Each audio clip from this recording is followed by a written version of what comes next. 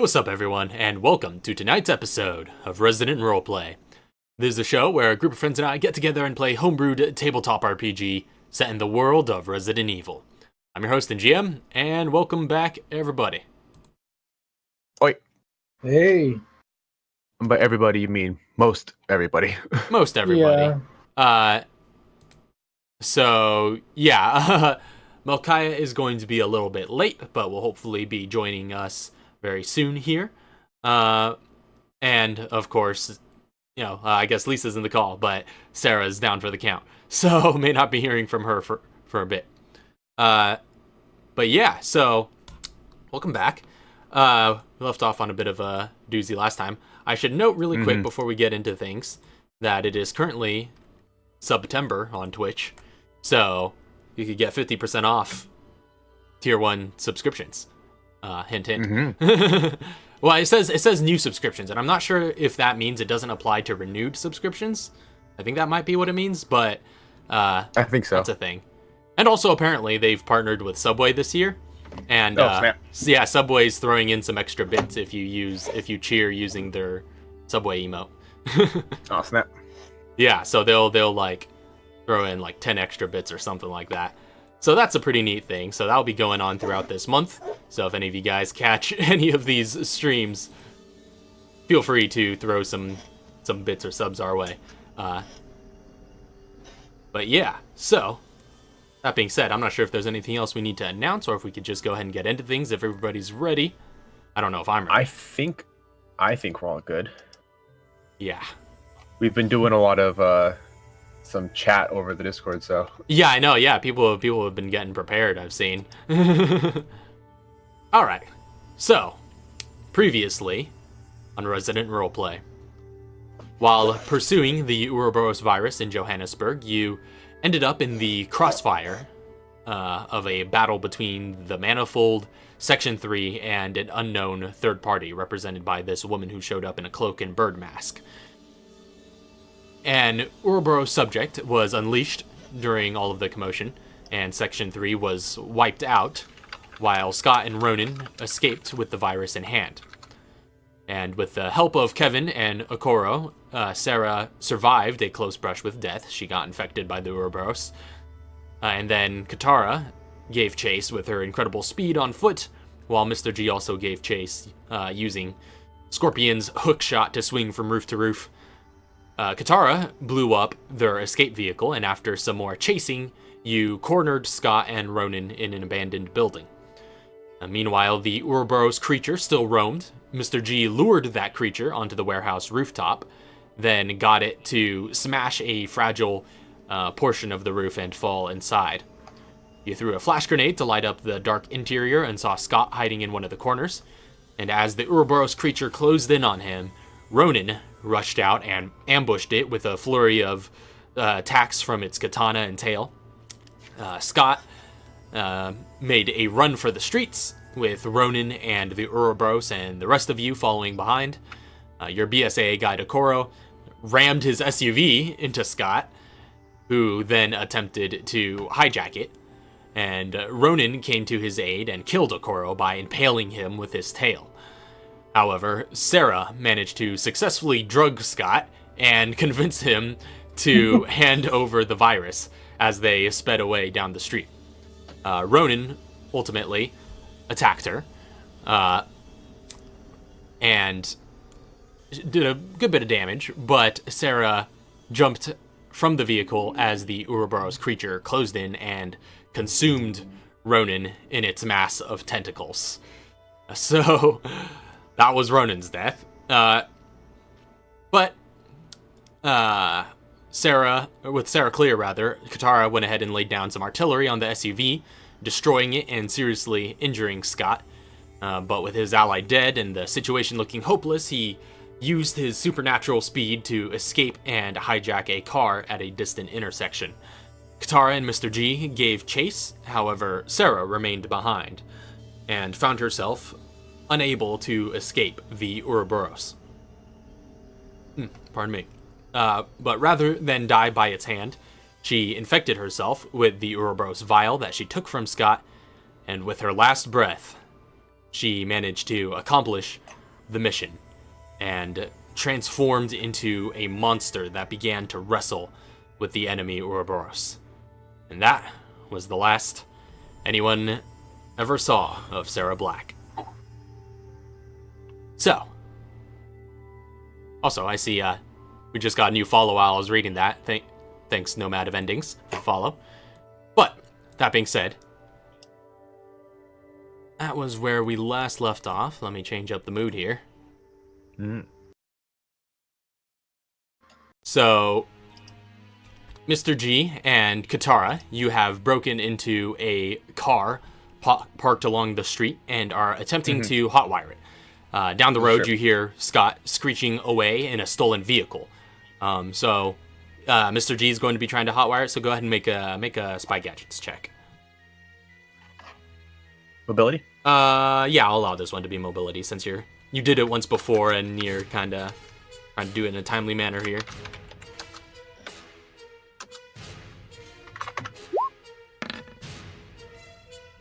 $20 for spy stuff. 20 for spy stuff. Yeah, that's more than enough. This is just some, just normal vehicle. Yeah, run down little sedan on the side of the road.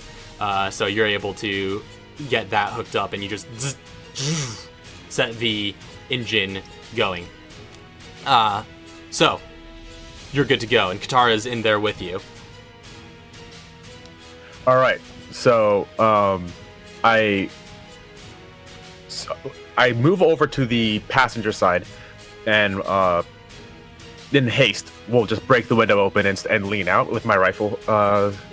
Just kind of leaning out, kind of like tie the seatbelt around like my belt or something, so I can like fully lean out. Okay, I'm into it. And, so easily enough, you just crack out the window and get that set up. And just like me and Katara are just on the same page right now. She's gonna floor it. All right, so Katara takes the wheel and she's just like, all right, let's go. Can't let him escape again. And she floors it and takes off, driving into the street. Again, you're a good distance behind Scott Moeller, who's you could see in the far distance, driving ahead on your vehicle, or in his vehicle that he has just taken. But I can track him. You can track him since you have him spotted. And I think you also just took a feat, didn't you? With this, between last session and this one? So I have leveled up, and I did take a feat, but, oh, well, this is true. This is true. So I did take a feat. With great haste, I'm going to reload my, rifle back to full. And fully, like, tactical reload, like, flip the magazine out and just... No, yeah, you reload super swiftly now with those rifles. With great haste. So I was about to cut back to Kevin, but it looks like Kevin is BRB. So, oh no. I guess we'll just keep going with you guys, and then we'll just we'll catch up with Kevin later down the line. But it's in the dead of night. You're illuminated by the synthetic street lights, and you are giving chase as he's driving down the road. It is worth noting that I did say last episode when Sarah was mutating and Kevin was witnessing this happen, he was screaming. G did disconnect his comm, so the only access he has to the rest of his group is through Katara. Okay, gotcha. So you're going radio silent. Yes. Right. So, so you've got your comms disconnected, and you just, as Katara... Just earpiece hanging out. Puts the pedal to the metal, the car just skids off of the road as you connect with it. You hear just like you hear a couple of objects shaking around in the glove compartment of this vehicle. It sounds like there might be some stuff in there, but she is taking off, blazing down the road. How far is Scott ahead of us? Probably by this point he's gotten a good start. So because he was about 300 feet ahead of you down the road when we last left off when you were traveling on foot. You got into this car, but that took you a moment, so he's probably around 500 or so feet away.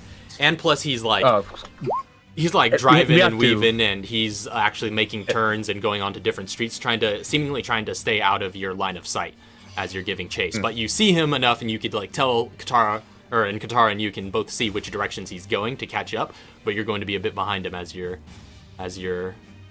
driving down. I only need one clean shot. Alright. I'm while we're catching up and trying to get a good line of sight, can I look through that glove box just with my offhand? Okay, yeah, you could rummage through the glove box with your offhand. You do find that whoever's vehicle this is, they seem to have some sort of first aid kit of drugs of some sort in the glove compartment. Just a basic first response thing. Yeah, just a basic first aid kit. What does it contain? Looking through it, it looks like you see a couple of packets of powdered herbs. Two of them are yellow, and one of them is green. Okay. I'll just shove those in my pocket. Okay, yeah. I actually have enough room for all of them. Oh, really? Yeah. Each herb is stored separately, right? Yes, each herb takes up one block of inventory. So it's not like I can put the yellows in the same slot for my inventory. No, you cannot. Okay, so yeah, I have just enough. Okay. No more room anymore.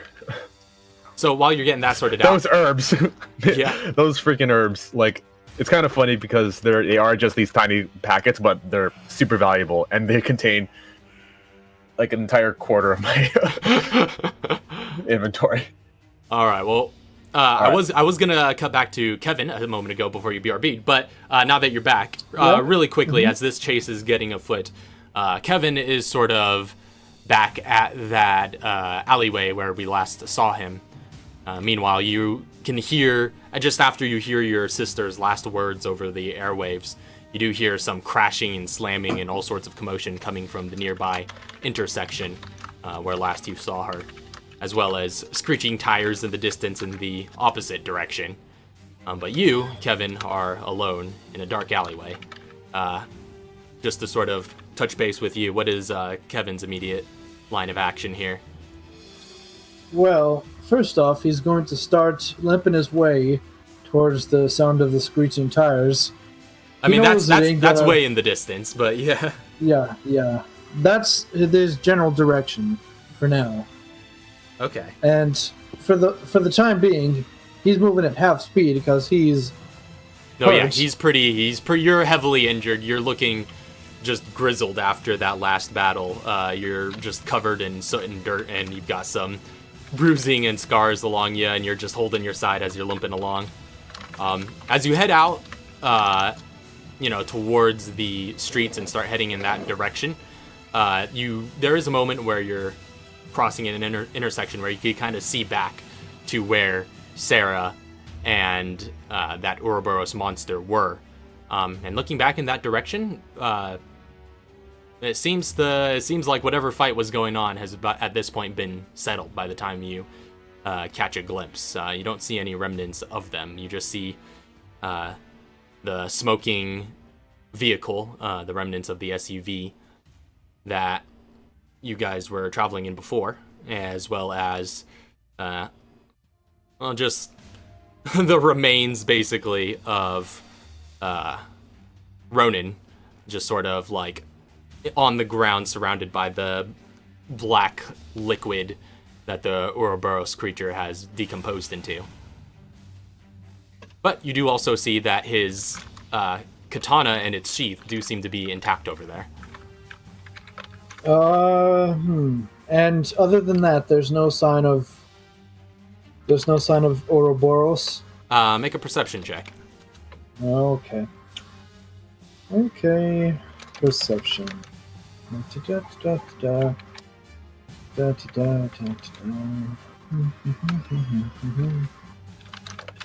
Okay.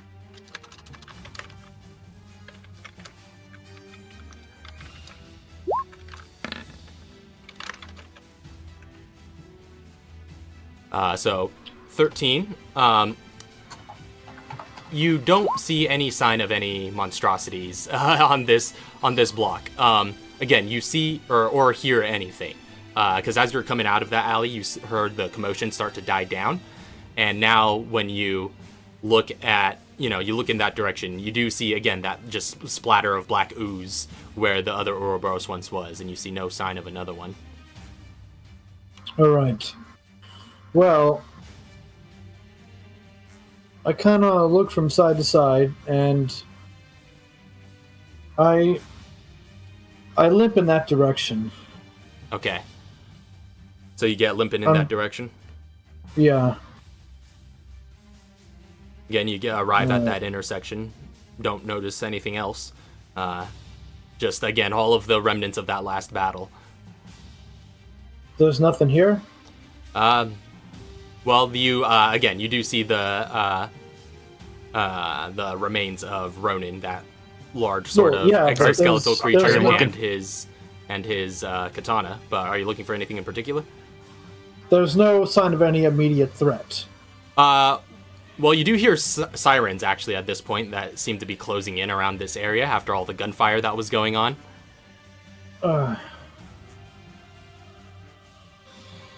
And probably that person on the road who almost ran into an Ouroboros monster. that guy, yeah, whoever... That random civilian. Yeah, that random civvy that was on the road and almost ran into the Ouroboros and started backing out of this area, you could be sure they probably called the cops. Well, if the sirens are coming this way, would I be fast enough to avoid the cops? If that is your desire. Well... You got a good head start. You could hear their sirens long before they arrive. Let me think here. I don't know. Okay, at this point, would Mr. G be back on his radio? Because I know he turned it off after Kevin screamed. No, Mr. G's offline, right? Yes, Mr. G is disconnected from Bluetooth. However, Katara is not. This is yeah, true. you can get in touch with Katara. But during the all that stuff, Mr. G needs to concentrate on the mission, so he has disconnected from the Bluetooth and is single-minded at the moment. Of course. I call in and I ask, you guys think you'll need any help? And Katara, you see Mr. G, Katara is just in the driver's seat next to you, just like, no, yeah, I think we've got this. You do what you need to do. Get somewhere safe. Fine. Kevin takes that katana and sheath. All right. Let's see. Do I have enough space for that? How much? Let me double check real quick to see. 8, 9. You've got space for that.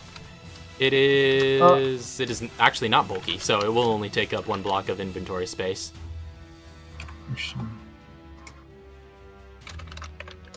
Yeah.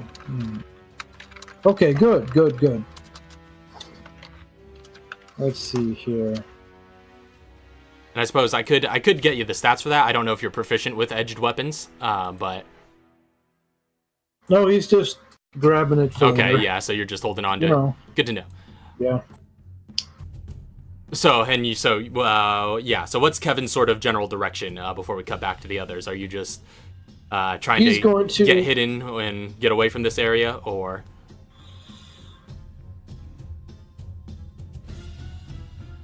Well, if he were to explain himself to the cops while trying to get treated, that would be difficult. I mean, it depends. I mean, you are BSAA, so... Yeah. Maybe they'd be alright with it then. It just depends on how much of the story you want to tell. Yeah, basically.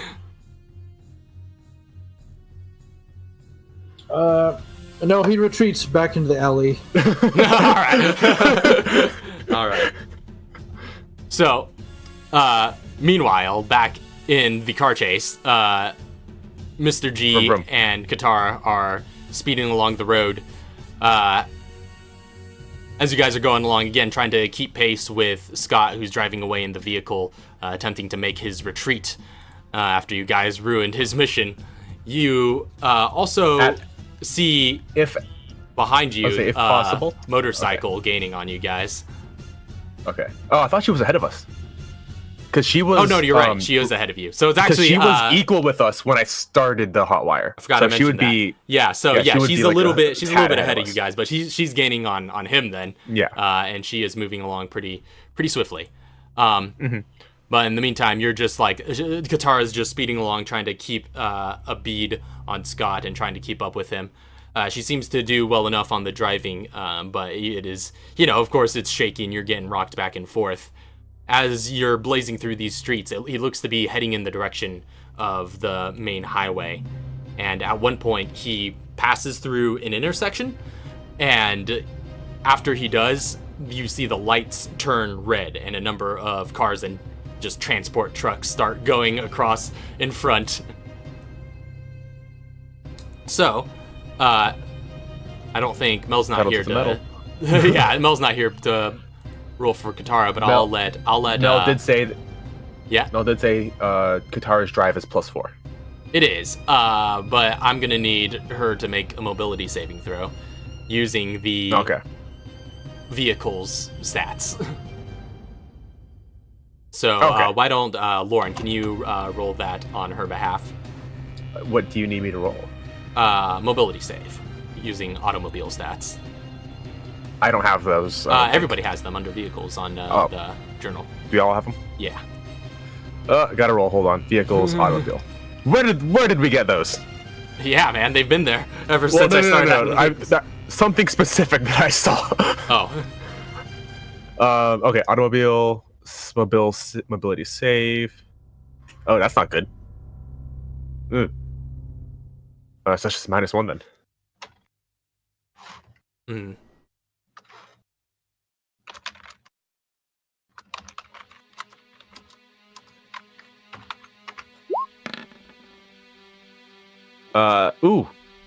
That's a 3. No, not good. Yeah. So like as the vehicles are coming across, you get like she attempts to push through the intersection and run this red light, but she gets just T-boned and clipped by a truck along the way. But the tail end swerves and you get rocked around, but you manage to continue going.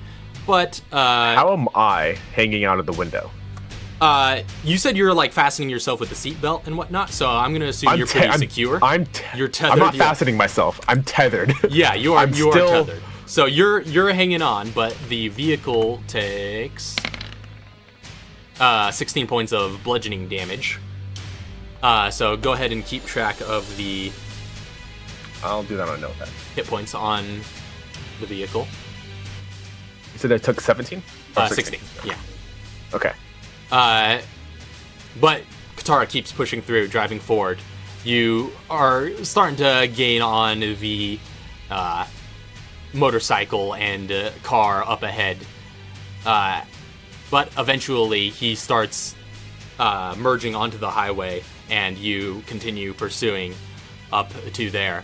As he's coming along, you see the lady with the bird mask on the back of this motorcycle just like pull out this submachine gun and start taking shots ahead.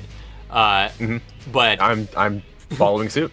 Yeah, and you see, so you at this point aren't quite every possible chance I'm gonna take a shot at this vehicle. Okay, are you trying to hit the vehicle or are you trying to hit Scott? Whichever one. If I don't have a clear shot of Scott, like if I'm just behind him, I'm aiming for vulnerabilities in the car, tires, or anything I can do to like stop him. Okay. But at every possible opportunity, I'm taking a shot. Yeah, I have a lot of ammo. I'll say after you got rocked after that last crash, since the save was so bad, you're not quite able to right yourself in time to get another shot before the next obstacle comes up. As those shots start getting taken up front, you see Scott's hand bust out one of the windows. Or rather, it was probably already busted when he hijacked it, and he leans out with that custom M1911 that you saw before, and just starts shooting at actually civilian vehicles ahead of him on the highway. And you see he manages to take out the tires on one of these vehicles, and it just screeches and swerves and crashes into another vehicle, which crashes into another, and then just eventually causes this pile up where vehicles are just flipping over each other and going down the highway. Can I actually follow suit? and attempt to mess up some of the vehicles that are in ahead front of him. I'll say, Yeah. okay. So I'll say, it go doesn't ahead. matter it doesn't matter. I'm shooting at like they're civilians. Mm-hmm. I'm just trying to put like holes in glass. Okay, gotcha. You're just trying to just give them a scare, basically, enough that they, I'm just trying to make it as hard as possible for Scott to move forward. Okay, I'll say go ahead. Go ahead and make a targeted shot. So you could use headshot if you would like, or take disadvantage. I'm gonna use headshot. All right.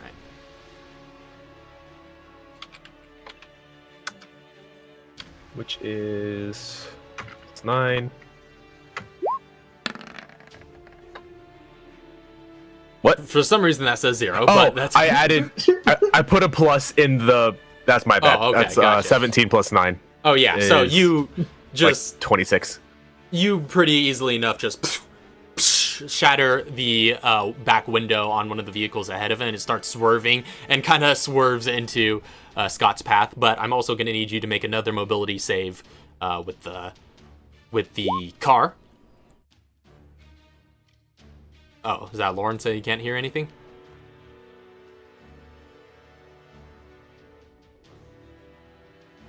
I think we might be having some technical difficulties here.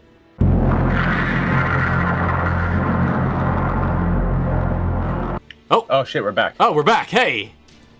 I'm back anyways. I could hear you, so... I can hear you. All right, that's good. I finally connected. Yeah, I know. I got stuck because I tried reconnecting after I realized, because I was like, can anybody hear me? And I wasn't sure if anybody could, so I tried reconnecting, and it just got stuck in loading, the loading zone, basically. But seems like we're back. I haven't heard anybody besides you, but is Troy here? Yeah, I don't know. Who all is here? Can anyone on the stream hear me? Oh, of course they can hear me. I guess. Yeah, stream. Yeah, stream can hear you. And I've just been chatting it up with stream this whole time with the chat. Also, what's up, Hoyle? I know it's been such a long time since we've seen Hoyle, right? Like, I was considering making just some sort of like, not making, but if getting a bot and naming it Hoyle to do some of the management on our Discord server at this point. Have a Hoyle bot 9000. Just give it some one-liners that he would use. So Peanut can hear us. Okay, but, Peanut hears us? Muted. Okay, yeah. So that means I can also talk, just so you know. Okay, good to know. Okay, now so he's in. So he's in. I don't know if Troy can, because we haven't heard from him in a bit. I don't know. But he seems to be unmuted, but I don't know if he could hear us. But either way, I suppose we got enough to continue at this present point in time. Technically. Yeah, since there's only on you. I don't know if Mel's going to be in soon. Yeah, he was posting in chat, but I'm not sure if... Yeah. He's at his computer yet. Well, either way, let me go ahead and... Alright, so I noticed something happened. Yeah. Like, literally, as soon as you said, I don't remember, like, it was like, oh yeah, that should, that's enough to do something, as just immediately cut out. Okay, yeah, so you caused... on the roll for my shot. To pick up where we last left off, apologies for the technical difficulties. That's probably going to get cut out of the VOD, just for everyone's convenience. But, so what last happened with you, Mr. G, was you took a shot at a civilian's car, you crashed out one of the windows, and it swerved and ran into Scott Moeller's vehicle. His vehicle took the bludgeoning damage that I rolled there, but Katara nat 20'd with your roll to evade, and she just like maneuvers deftly under the cars that are flying overhead in this pileup. So it is crazy and chaotic out on this highway.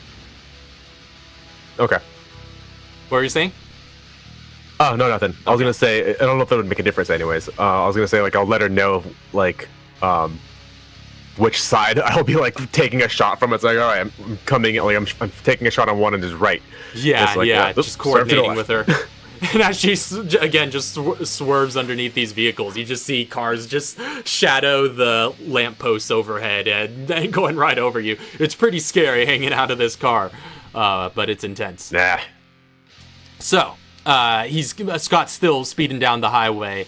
You're kind of coming up onto this sort of bridge type structure and kind of getting a higher elevation as you're speeding along.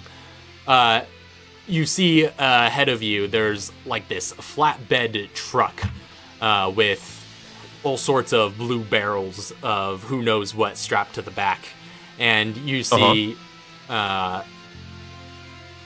Scott, again, leaning out his window with his M1911, just taking shots at it. And he manages to undo one of the straps, and some of the barrels come flying off and just clattering along the highway. So go ahead and make another mobility saving throw with the automobile.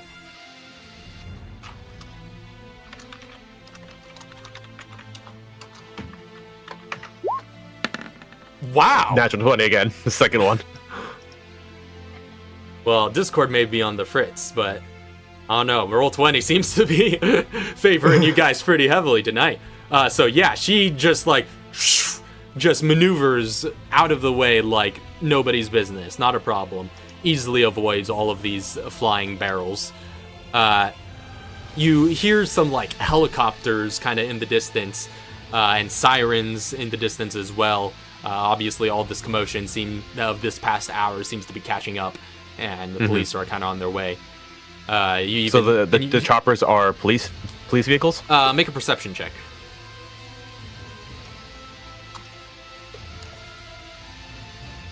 I don't like how exit or escape doesn't exit Roll20 windows.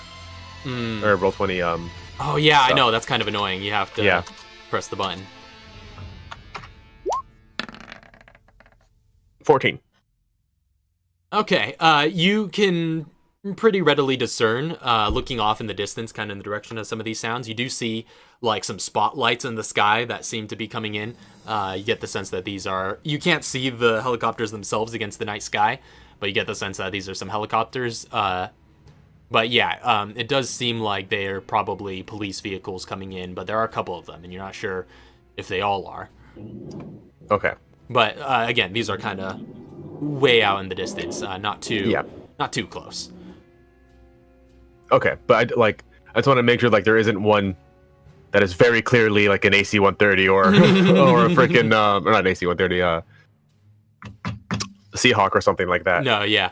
Well, it's again, it's hard to tell with that perception check. Yeah, can't readily I forget it's discern also the nighttime. models. Yeah. Again, it's nighttime, so the sky's dark on the background of these vehicles. Yeah. All right. But as you guys are driving along, again, all of this swerving and maneuvering has been going on. But since Katara has been driving so smoothly, you do have an opening to start taking some shots if you would like. In fact, you would have on the last one as well, so you could take 2 shots if you would like.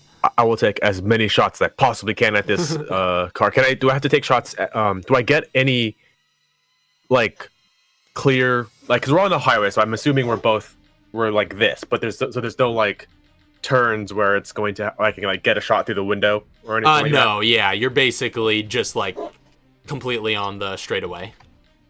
All right, I will take shots at the vehicle itself. All right, go ahead and make your attacks. And these are not I don't have to make targeted shots to hit anything. Like if I want to just hit the vehicle and try to disable it, yeah, that'll be just I don't need to make any targeted shots. The vehicle itself, yeah. But if I wanted to make targeted shots against like specifically the tires or something like that, that would be targeted. Yeah. Okay. Yeah, I'm putting rounds into the vehicle itself. Gotcha.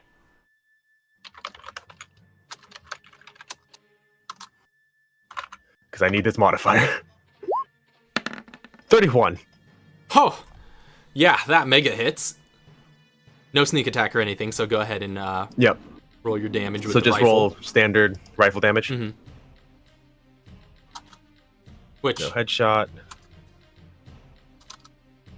I doesn't count for a spotted creature if I hit the spotted creature's vehicle. No, it does not. Straight damage. 19 points of piercing. Okay, those are some good rolls though. So yeah, you just punch a hole in the side of his vehicle. Wait a minute. And it seems to puncture something vital, and you see it starting to chug a little. It seems quite damaged. That's 20 actually. I haven't changed my rifle to be a +3 on my. That's a +3 rifle. You probably missed some damage last session because of that. Yeah, I just realized I was like, oh yeah. Yeah. I mean, I've got a legendary rifle now. I've been doing -1 on like 50+ damage. Right. With full sneak attack and everything. Oh man. Well, in either case, now you know. So mark that for future reference. So yeah, you take a shot with the Muramasa, this just like fancy, elegant, elegantly designed rifle, and it seemed to puncture something fierce. I think that was just your first shot, or yeah. That was my first shot. That's true. So I will take another straight shot at the vehicle.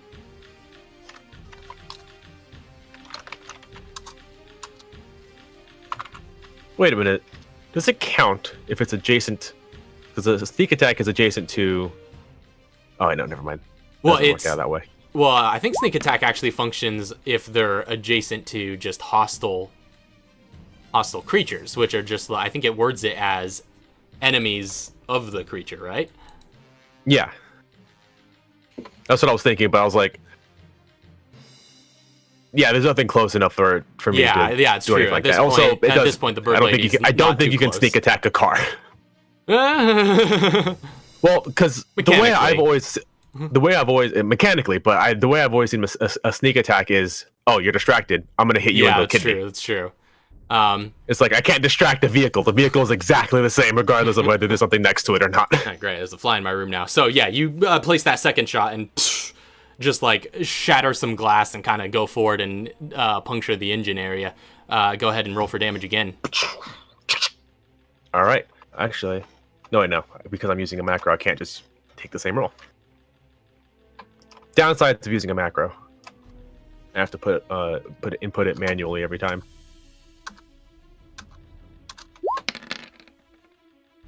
That is a 22. Oh, no, yes, that is correct. 22. All right. So again, you knock out a chunk of this vehicle, and you see it just like start to swerve a little bit. It's like, it looks to be in critical condition. It is chugging along, and it is not doing too well. Good. I'll let Biker Girl do the rest. Unless I can get another shot in before. She is going to go ahead and take a shot as well. So let me go ahead and she's just shooting at the vehicle in the same manner that you are. Just seems to be trying to disable it. So she takes some shot with her SMG. Some shots, I should say. Just one shot with an SMG. Yeah, just a single shot. So 22 also hits. So this thing, it had like 1 hit point left. So she just like and just like lights up the side of the vehicle, and with those bullets clattering across it and your shot going downrange and hitting it, it's just this entire little vehicle that Scott had stolen just gets completely lit up, and he swerves out of control as one of his tires seems to pop, and the vehicle just screeches and curves sideways and begins just rolling down the highway. The car upturned? Yeah, the car upturned and just... Oh, yeah. Hold on. Rolls down the highway. I will gladly take advantage for this, or disadvantage for this. But as it's turning, and it's flipping end over end, can I shoot Scott? You could. Hey, it sounds like we got Troy back. It's like you could certainly try. I'm imagining like this straight out of Deadpool scene where the car's flipping and it's just like this super slow mo sheen. It's like a super slow mo shot where it's like bounce and then see the driver's side. I'm just gonna take a shot through the driver's side. Sure, go ahead and make a shot with disadvantage. I'll give you disadvantage on that. I just want to try it. That's gonna be a tough shot. It is absolutely going to be a tough shot, but aiming center mass. And plus, he's got cover as well. Aiming center mass. All right. That just means not headshot. Yeah. Oh, you said disadvantage, right? And 21. I don't think it hits. No, with his little bit of cover, that doesn't hit. So, it's worth the effort, So though. close. You're breathing and you're dialing in, and at the moment you see him, you're just like, but your reaction speed isn't quite fast enough, and it just ends up ding, bouncing and sparking off of the rooftop, and eventually, by the time... You know my reaction speed is fast enough to do, though. Ah. Quick reload. All right, so yeah, Katara just like brings your vehicle to a screeching halt as the motorcycle goes around and seems to be circling back after it went a little bit further down ahead as all this stopping is going and she's carrying her momentum. But yeah, the vehicle eventually comes to a stop while it's tumbling, and it's sort of on its side, you know, and you're looking at the bottom end of the car. Mm-hmm. And it is smoking and just steaming in front of you, and it seems to have been disabled. Can I... How are we still approaching? Well, I said Katara brought the vehicle down to a screeching halt, so... All right, so how close are we then? Well, that's true. She probably would have kept going, you know, to get a little bit closer, but... you would have been gaining on him as you were dealing that damage earlier, so you're probably within like 100 feet or so. I should say my question is like how like the what is the like there's us in the vehicle. Where is like the proximity like of us, Scott's vehicle, and the rider? Because she was ahead of us still, right? Yeah, she was ahead of you still. She was closer. She's on the other side, so it's like you. Oh, she passed him. Yeah, she passed him because she would have like zoomed past him. Yeah, she was like lighting him up from the side, and when he went tumbling, like her momentum just kept carrying her forward, and now she seems to be a good bit ahead on the road, but seems to be circling back. I'm going to free myself of my restraints, and just like rifle to the side, handgun out, and I'm just gonna light up the bottom of this vehicle, just all over the place, full spray into the bottom of the vehicle, and hope it hits something. All right, so yeah, you just like go ahead and make an attack roll. I'll say with disadvantage because you're kind of blind, but and full spray, so obviously all shots. All right, 3-round burst because it's got a 3-round burst. Oh, but you said disadvantage? Disadvantage because you're effectively blind firing. Mm-hmm. Oh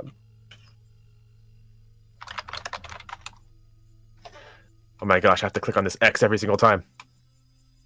I feel like I'm watching a movie. For the handgun, it's... Okay. Nope, that was wrong. I'll do another one.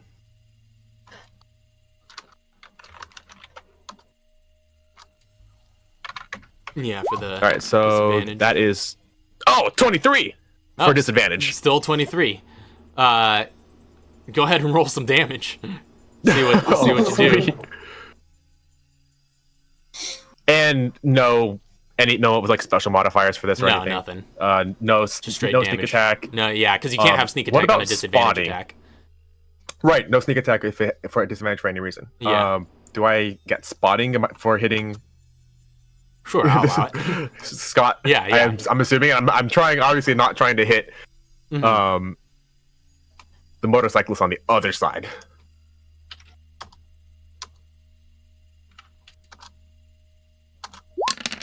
That is a total of 19 points of piercing. Okay, so you just light up the bottom end of this vehicle, and you just sparks fly off of it. You hear from the inside just a... and then after a moment... again, you're the car at this point, right? You've stepped off and you're kind of walking towards the car. I imagine I was just like, as Katara screeches to a halt, it was just like, pull out the knife, cut the freaking like seatbelt, and just like smoothly just stepped out of the window, or like like, you know, just like I was already hanging out and just so you're the rest of the way out, right? just kept walking, out. handgun out, and you are just start spraying into the bottom of this. You are full just Hitman style. Intimidating, terrifying, relentless assassin right now. Yeah, and just walking menacingly towards this overturned car. This scene is basically looking like the end of Nightcrawler, if you know what I mean. It's like, Watch that movie. You are great movie. You are just marching towards it relentlessly, and you hear that cough from the inside, and you see on the upper part, which is since it's on its side, is the sort of passenger side door just flies open, and just out of it, again with all that steam rising out of the inside, you see a hand, and then another, and then crawling out, and then falling out onto the black top and leaning against the car is just Scott Moeller, holding some of his wounds, and you see he's battered and bloody, and he looks to be on his last legs here. And the Katara is just sort of, she's gotten out of the car at this point, and she's approaching alongside you. We still don't have Mel yet, do we? No, we don't. We don't have Mel yet. All right. So you see Scott's he's just sitting there. Again, all bloody, his clothes all torn. He's riddled with bullet holes, especially from the fights that came before. But his infected physique seems to be quite capable of taking it, but he does seem at this point to be quite weak. And he's just looking up at you with a sort of accepting look in his eye, and he's just like, well, I suppose this was only a matter of time. All my friends are dead. Carmine, Lopez, Ronan. Yeah, it's an occupational hazard. Can't afford to have friends in this occupation, my friend. Yeah, I hear you there. But you know, there's no other business I'd rather give my life to. I was born to fight. That's all I ever known.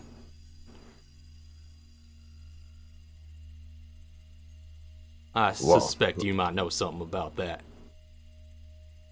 I guess we're a bit of a kindred spirit. But I have an edge on you that maybe no one else does. And what's that? Well, if you think about it this way, I'm just going to fully light him up. So you just hold out, it's just with your handgun and just... with a full burst handgun, it's just... Well, if you think about it this way... And you just, like, pepper him and just, like, blood splattering out. And he just... There's nothing he can do about it. He's down for the count. And with those last handful of shots, the body seems to go limp and then just fall onto the ground. Put the comms back in. Headphones back, or like in a little earpiece back in. I'm just gonna say, primary objective complete. Kevin pipes up. Good to know. Where the hell are you? I honestly have no idea. Hear some sirens closing in on the distance, but you also hear a motor drawing close as the motorcyclist pulls up. I'm gonna start rifling through his pockets. Okay.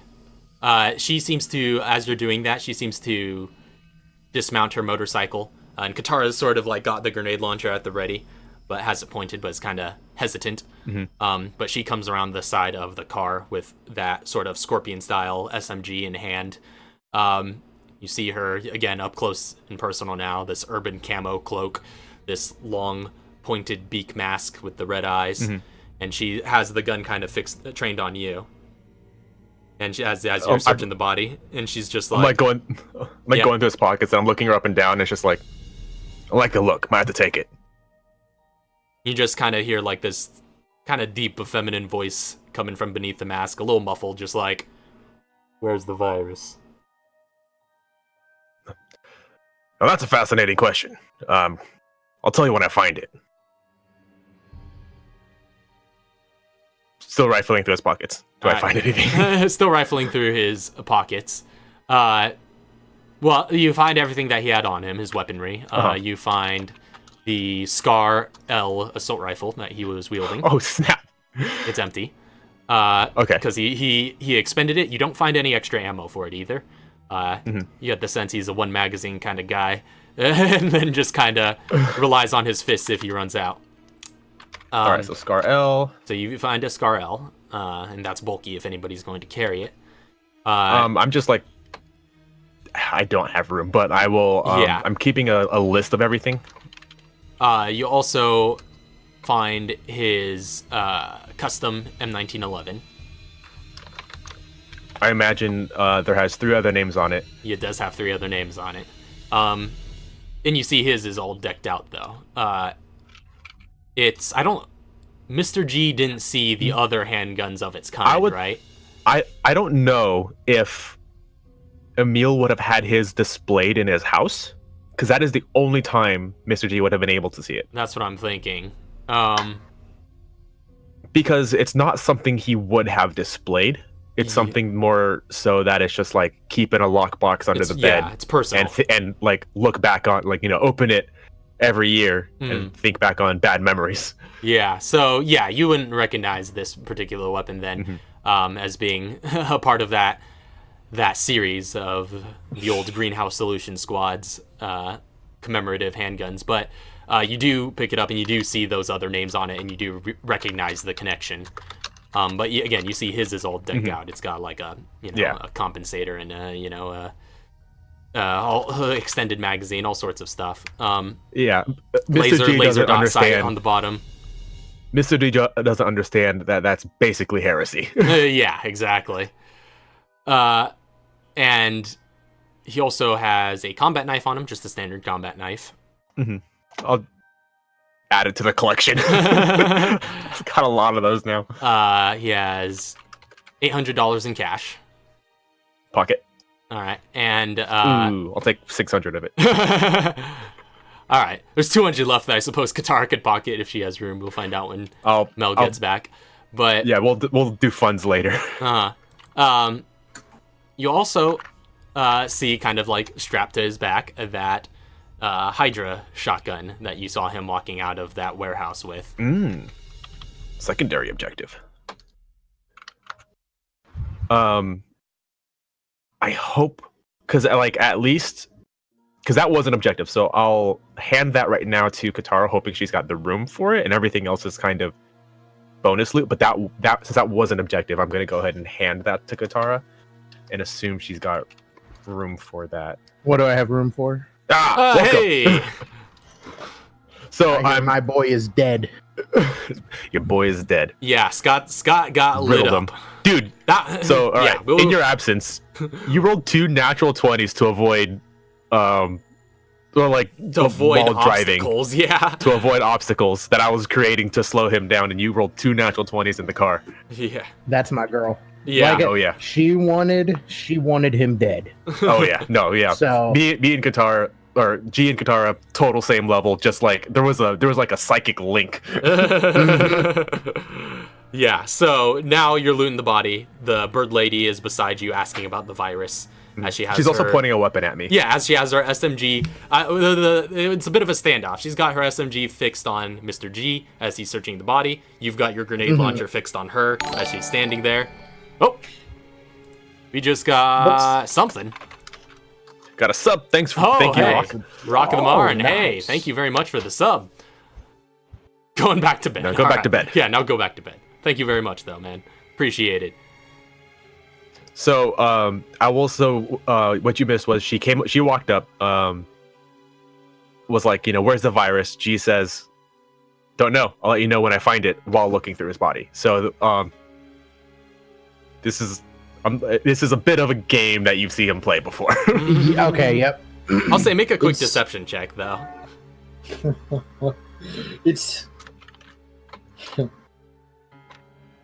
I believe the trope is Shaky Dog Story.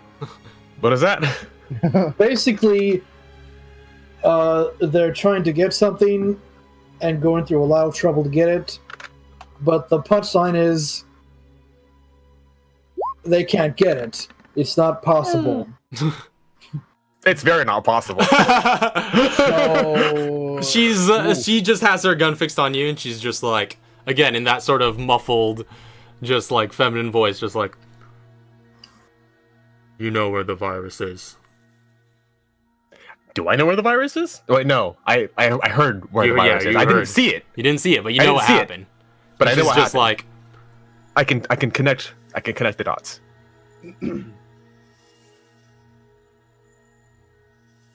Real quick, was that everything that was in his pockets? I believe that's before we continue on dialogue. Yeah, I think that was everything. So you got the so M1911, we have combat knife, the Hydra, and his money. Yeah. You also see he does is- have like a U.S. Army dog tags around his neck. That's about it. So real quick, what did she get? Did she get the Hydra or the Scar or? I was handing you the Hydra since that was because you weren't here yet. I was handing Katara the Hydra, seeing as that was an actual objective, and everything else is bonus. But I'm completely full in inventory right now. But unless you can craft 2 herbs together, right? Because you can. Yeah, I can. You can auto succeed that. Yeah, you can auto succeed crafting just 2 herbs or mixing just 2 herbs. As a scientist. Mr. G, Katara would have been there. Mr. G found 2, or rather, he found a green and 2 yellows, in the vehicle. So if you can, if you can combine those for G, I can take those right now, and free up some slots for all this stuff. Okay, so But at the very least, the Hydra was an objective, so I want to get away with at least that. yeah. How many spaces does the Hydra carry? I believe it should only take up 1 space. 1 space? Yeah, sawed off. Yep. Hydra. Okay. So yeah, I'll have that on her, and then the Scar, I believe, is like 2. Yeah, it's an assault rifle. Yeah, and it's bulky. Yeah, I'll have her carry the Hydra and the Scar. Okay. And then I'll have her craft those 2 thing. Well, when we get the chance. yeah. How long would it take to craft the 2 herbs? I think it takes like a minute. Oh yeah, Because when we get the chance. Yeah. Because if you do that now, I have enough room for everything else, which is just the M1911 and combat knife. Okay. Which I'll get you guys stat cards for everything in a second, but let's finish up this dialogue first. Oh, yeah. So you're at this The Mexican only reason I say standoff. that is because I don't know if I'm going to be able to grab this stuff and leave. All right. What was the last thing she said? Just a quick refresher. She just said you know where the virus is. She just seems to not be buying into your stuff. Actually, I don't believe I do know where the virus is. I think this is the wrong voice. No, I don't know where the virus is. Tell me what you know and I'll be out of your hair. Well, from what I can tell, now I didn't see this, so you gotta take me at my word. But the virus is probably somewhere around. I don't know any names for any of the locations or any street addresses that we saw passing through. But she was down. She was with you guys when Yeah. you're down by the warehouses, so you could describe areas. Well, last I checked, or rather, again, I didn't hear this or I didn't see this. I only heard it, so you gotta take me at my word. But virus is probably roaming around somewhere by the down by the warehouses. Might want to go run after that if I don't know if it's gonna fall into the wrong hands before you get there. She's just roaming around. It'd be a hassle. Yeah, it'd be a hassle for anybody who comes across it. Tell you what, I saw that thing freaking eat a. Do I know that it's called a vertigo? No, I don't believe you've heard the name. I saw that thing eat a lot of people. So you're saying the virus is loose? For now. Last I checked. But again, didn't see it. Well, that might solve my problems for me then. What's your play in all this, by the way? Who the heck are you? And I shot too. You see her just throw down this gas grenade and just it bursts into smoke, and By the time the Can smoke I fades, run? you I wanted to tackle her. you do not see her around anymore. Could I have spotted her? Not retroactively, no. No. And by the time the smoke does fade, though, you seem to be alone. Scott's body and Katara beside you. And you do hear a bunch of sirens basically closing in on either side of you now. That's fine. As, like, a helicopter overhead just shines down the spotlight on you at this point. All right. So, if you want to get going, I guess it'll be up to you for how we want to proceed from here. Looking at Katara, Well, because I'm cool leaving however way is most best, whichever way is best for me, and that's not always the best case for people who follow. well, I'm just looking to get back home, obviously. And it seems like we have a bunch of company on the way. I don't know. She's just like, she's like weighing the options. She's like, I don't want to get into a fight with them, so I think it's just best to bail. I don't know how we're bailing. Well, if you got a lot of money, literal bail might be an option. That's true. But Depends, though. Like or actually, I didn't say anything. I was Lauren who said that. But, well, you know, it depends on. We technically are here on official. Or no, are we here on official business? You are here we on were kind of official here business. under. Okay, so yeah, technically we're here on official business. So, BSA. depends on, Yes. it depends on how much the local police want to pin on our heads for kind of destroying their city. well, if we're, I think the BSAA will handle this. You hear just the mean- megaphone coming off of, like, the helicopter, just like, get on the ground! Flip them off. While we're speaking, they're like just like No, yeah, while we're speaking, could I just be like mixing up this? Yeah. You guys are just having a casual conversation while the police are trying to apprehend you, and you hear those. And again, it does kind of seem at this point like you're kind of surrounded on either side of the highway by police vehicles.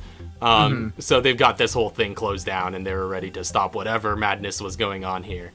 So it seems like the police coming up on you is inevitable at this point. So she just like mixes this, just hands it over. She's like, "You need this?" oh yeah, thanks. And she'll just like take a seat, and she'll just take a seat and just go. So that's another one off the list, which is good. All we know is what Sphinx and Elliot, last two. No, probably get to them later, maybe. How are you guys doing over Yeah. there? Oh, we're doing fine. We're just about to get arrested. Yeah, we're surrounded, but I mean, target's dead. Everything's good, so. Yeah, girl got away though. Actually, wait, no. You know what? I was gonna ask you to hand me a gun, but we'll get shot down if we pull anything out. So I'll wait. You might want to get rid of that grenade launcher though. Where do you want me to meet you guys? I don't know if you can meet us. If you're staying low, stay Actually- unseen. We'll come get you. He's just like at the precinct, man. Yeah, I was about to say that, but I didn't want to say that. Hopefully, we'll be out of the precinct but by the time we meet up. Ugh. Damn it. Well, I'm gonna try to find a place to get treated or something. In the meantime, or something. I don't know. I do know of a hospital that's close by that's treating a lot of people out of the slums. I see. You know a number for a taxi? So, for the sake of expediency here, eventually the police close in on Mr. G and Katara. Obviously, the whole situation's very confusing, and you don't want to rattle them any further. So, you I'll flip out a yeah, official-looking badge. yeah, but they still pretty much arrest you guys, throw you guys in lockup for a bit while the whole diplomatic situation is figured out as to what was going on here and what you guys were doing here. Obviously, they do eventually find out that you guys are here on legitimate business, and you have, of course, some powerful figures watching over you and making sure that everything's all sorted out. I'll say go ahead and make persuasion check, Mr. G, with advantage, just to see how smoothly this goes. Advantage for Mr. Fox, basically, as he's working behind the scenes to get you guys out as quick as possible. That is a 19. Okay, 19. So yeah, you managed to play your cards right enough, and though you aren't in direct contact with your superiors, like hearing the, you're kind of like locked up in a cell and like hearing the cops and go back and forth, and picking up what snippets you can, you could tell well enough, what's going on and what sort of basically plans your CIA compatriots are putting into action to make sure this blows over, and you're easily able to go with the flow and get out without having to pay any bail money or anything like that. Yep, just listening in, I'm like, the Mr. H classic. Exactly, yeah. Yeah, they're talking about, some pleasant diplomatic Englishman has been chatting them up over the phones, you get the sense. Yep. But yeah, so the two of you are readily able to get out with your gear and with the spoils. Meanwhile, Kevin... That's mine. That's mine. Don't touch that. That is definitely mine. So, Kevin, what were you up to during this time? Sort of speeding you along. What was your general... Well, as I said, I would have tried to pick up a taxi and get to the nearest hospital to get treated. Yeah, so you taxi to the nearest hospital. You get treated pretty readily enough. I'll say, let me go ahead and just roll some quirk heals for you. I'll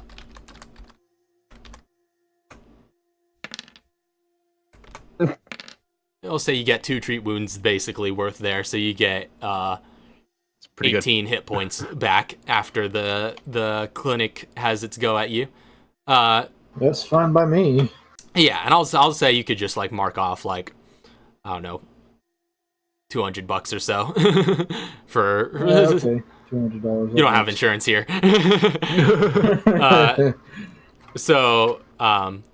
But yeah, so you managed to get, and that'll cover your travel and whatnot. You taxi around Johannesburg, and eventually, I'm assuming you want to get caught up with the rest of the party. Yes. Okay, so eventually, Mr. G and Katara get spit out the police station, and again with all your gear intact.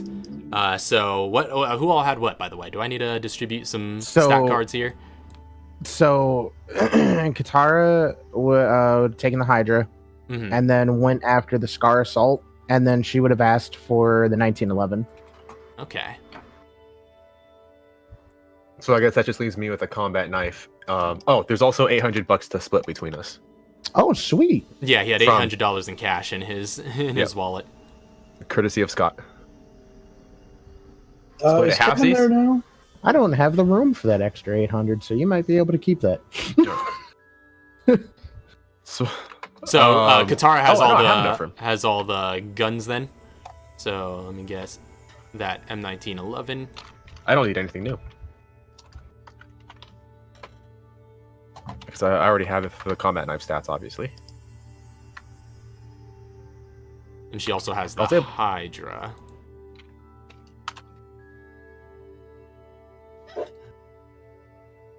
So, although I think, trying to recall here, because Katara got some extra training. I think she's only... What was she proficient with? Oh yeah, it's only proficient with assault rifles. Okay, gotcha. Yeah.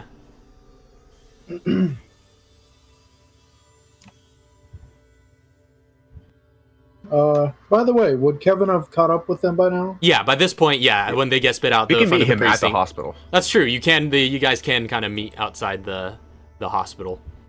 Like, I wanted to head back that way. Well, I'm assuming this is the same hospital. I wanted to head back towards. You're talking about the one slum area. that was dealing with the Yeah. university. Yeah, the clinic that was through the university. Yeah, so yeah, he would probably, since that was the only one you guys knew, yeah, you could meet him back there, and yeah, eventually take enough cabs to meet up. It takes you a couple of hours all told. And during this time, did Mr. G, by the way, use that green-yellow mix? I was smoking it. Oh, right, so go ahead and roll your heal and your hit points for your level up. He was smoking it. Yeah, he was, yeah. I remember that. Oh. Okay, that's just a straight up 8.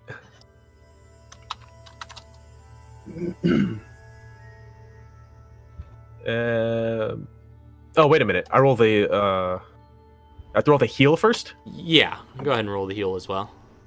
So what's that? Just 2d4? 2d4 plus 2. 2? Okay. 2d4 plus 2. So this. I'll just roll all these while you guys want to continue.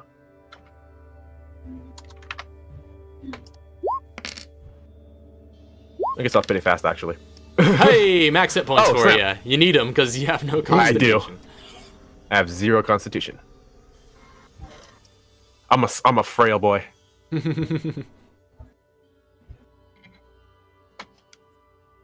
All right.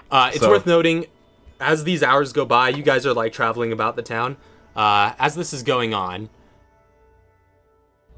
basically, all of your phones, all 3 of you, just start going off the hook. And Mr. G, this is kind of being in the espionage business. This is familiar to you, perhaps less so than the others. You've been in the business a while. You know this happens every once in a while whenever there's an international incident that needs your attention. Mm-hmm. Your phone usually goes off, quite a bit. But yeah, this is happening to all 3 of you. All 3 of you, your phones just start buzzing. Mr. G probably even more so than the rest of you. 3 of my phones start buzzing. Yeah, 3 of your phones start buzzing. I was just like, oh my. Oh. Yeah. Oh, now it's serious. Yeah. Yeah, And if you, car's like, oh. yeah, if you guys check your phones, you would see, from first off, Katara, you have a text message from Nuria. All of you have texts from Chauncey, who's kind of contacting everyone. He's informing. Basically, Chauncey's messages say, "There's been an incident in Iowa. Get back as soon as possible." And Katara, you also particularly get a text from Nuria. Mm-hmm. And you guys live in Iowa? And you guys are all pretty much getting the same sort of information. Chauncey contacts all 3 of you with pretty much the same copied and pasted message. And for Kevin, he also adds just like, basically that he's deployed a couple of teams, and that he wants you back at Camp Clancy to help the last remaining unit there keep watch over the base. And plus, apparently, they've got some just like toilet problems, and they need like an engineer back at base to fix some stuff up. Seriously. So, it's like, dude, so someone seriously blew up the toilet. No, really. They blew it up. So, such as Camp Clancy. So Katara sees these. She's just like, the look of worry just like flushes over her face. And Iowa. she's just like, I need to get back there now. What's in Iowa? Get back there now. My parents. All right. Hand me that shotgun.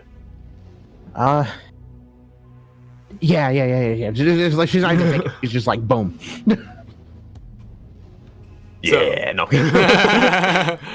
So yeah, you guys get everything handed off, and Katara looks quite flustered after reading that text. And Mr. G, your phones again are just going off all over the place. Mr. Fox is getting in touch with you, telling you, like there's been an outbreak in Des Moines. Wants you to look into it, and he does also mention that it may be of some interest to your compatriots.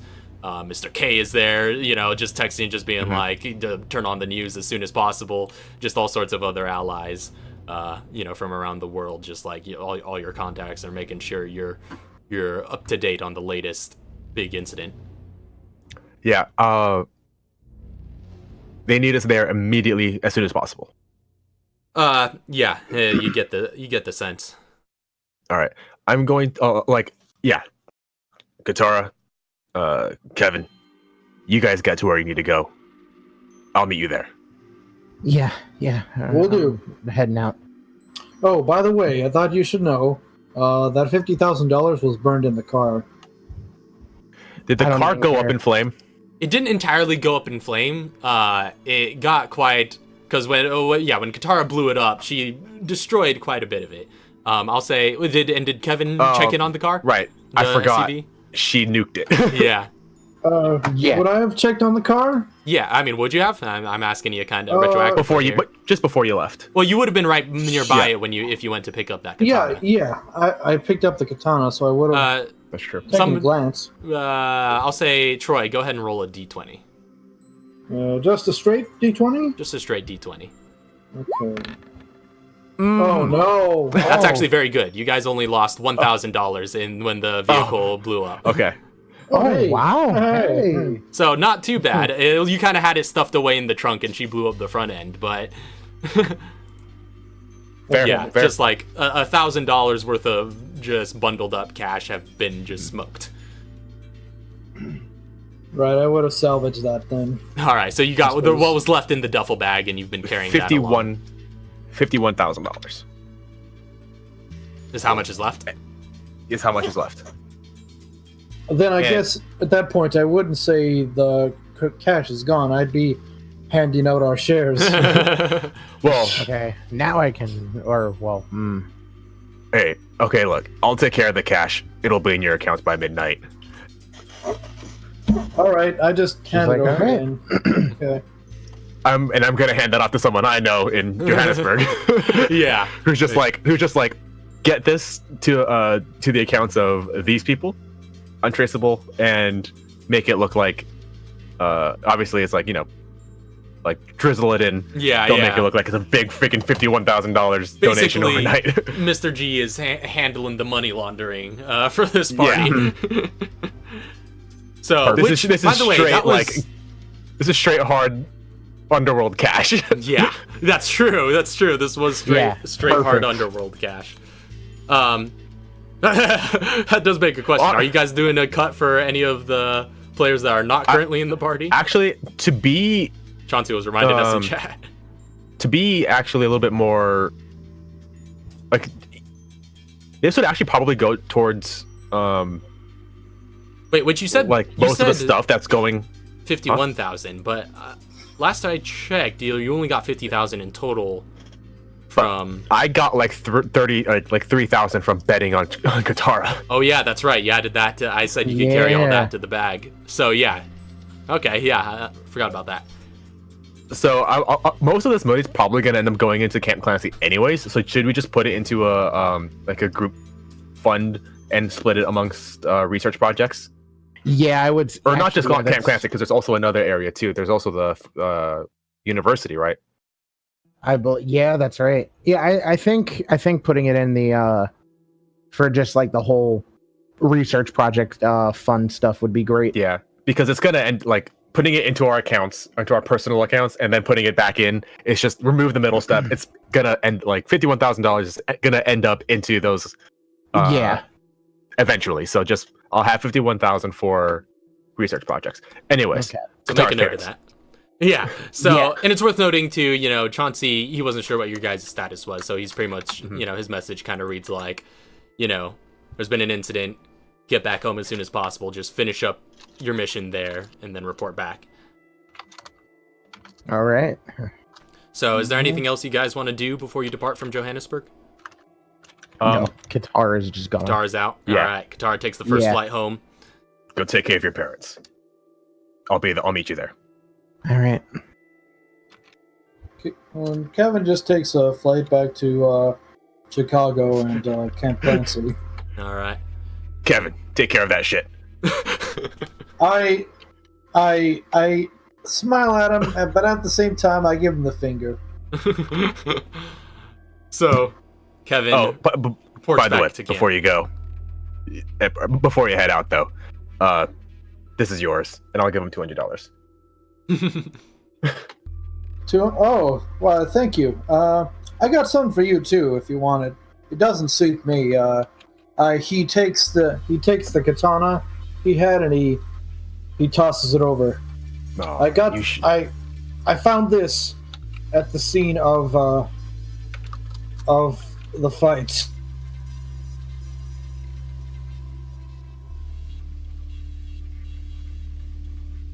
Oh wait, did we lose? Did we lose Lauren? Oh, I couldn't hear you for a second there. I saw your mouth moving on the cam, but I didn't hear you. I just said, you shouldn't have, and I'll just take the katana. Oh, okay. Yeah. All right. So, let me go ahead and get you the stat card for that. Okay. What's his name? Kevin wouldn't have known to look, but Chauncey's Karambit was also in the SUV. Oh. I was just looking at my inventory storage, and I was like, oh, SUV storage, Karambit, +2. He wouldn't have known to look. That was James Grimson's Karambit. That was Grimson's. That Karambit has lasted a good while. Yeah, that was way back in Raccoon City. And he says, "Looks like I'm getting a new knife, a katana knife." Ooh. What katana? I'm going to take that katana, and it will disappear. So before we leave Johannesburg, so I do want to head back into the slums. Okay. So, I want to first head to the. Actually, as a quick note about the Karambit, if it was in the SUV and Kevin didn't take it, that was in the general crime scene. That was in that sort of warehouse district. They probably would have seen it at some point in police lockup while you guys were there. So you could probably have negotiated to get that back if you want.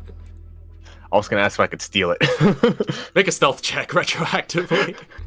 Oh jeez! Like it literally didn't even occur to me to ask for it. I was like, oh, can I just take it? Let's see. Well, hold on. You said stealth? Mm-hmm.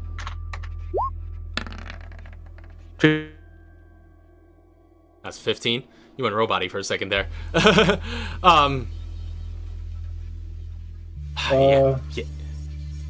Yeah, man, those... Oh, or did we lose you again? Oh, no! Hello? I mean, I can't hear him. Can you hear me? I can hear you. Okay. Can you guys hear me? I can't hear him. I think they both just... Oh, no. Oh, no. I think they both might have Shoot, man. gone out. Because I can't hear Raph. I can't hear Lauren. Oh, no. Oh, no. What's happening now? Ah, great. I can hear you all. Can you hear me? No, I can't hear you guys. All right. So, seems we might have some technical difficulties again here.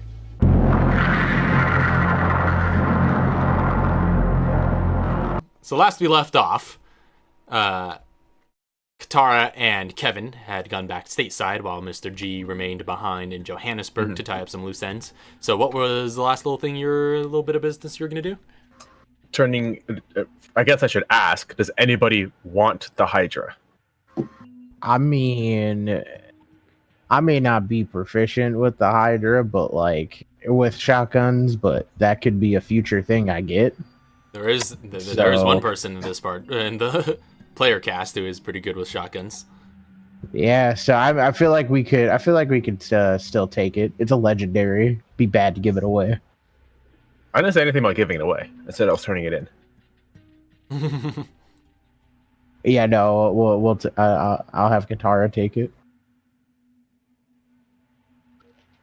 How much was what was the reward, by the way, for that group? That Ibrahim was offering? Yeah. He said if you brought What's his name? Ibrahim. Yeah, he said if you guys brought him the Hydra, he would give you free access to some of his shop items. Like you get at least a couple free things off of him. So if you trade in the Hydra. The Hydra is good on its own, but we would have access to the rest of his shop. See, that's the thing, but we don't know what his shop's like. Did he give them a freaking what do you call it? Not a menu. I mean, they saw everything that was there. Obviously there was. There was RPGs there. No, there was not. That was with the. Nope. That was with Section 3. Yeah, because she asked about RPGs, and he was just kind of like, I mean, I don't really have that here. Like, all right. So, what did they have? I suppose everybody else would have seen it. So I guess if Mr. G is going to be contacting or communicating with the rest of the party, you guys could inform him that he had a handgun. He had a it was looked to be a semi-automatic handgun. He had an LMG as well. Shit! Yeah, he had a revolver Magnum and a SMG. Is the revolver Magnum better than the one Chauncey has? Possibly. Wait, no, he doesn't have a revolver, but is the Magnum better than? He does have a revolver. Which one? Is a Rhino a revolver? Yeah, the Rhino's a revolver. Ah, okay. I was imagining it with a clip for some reason. That's right. We were trying to. That's what we forgot to resolve last time. You rolled that stealth check for stealing back the Karambit. Thanks for reminding us, Salty. And with a 15, you could get past a couple of cops pretty easily enough, because your stealth is so ridiculous, being an agent and all. You would have had a nat 1 to fail that. So, and I would roll just above a nat 1. Roll the 2. Yeah.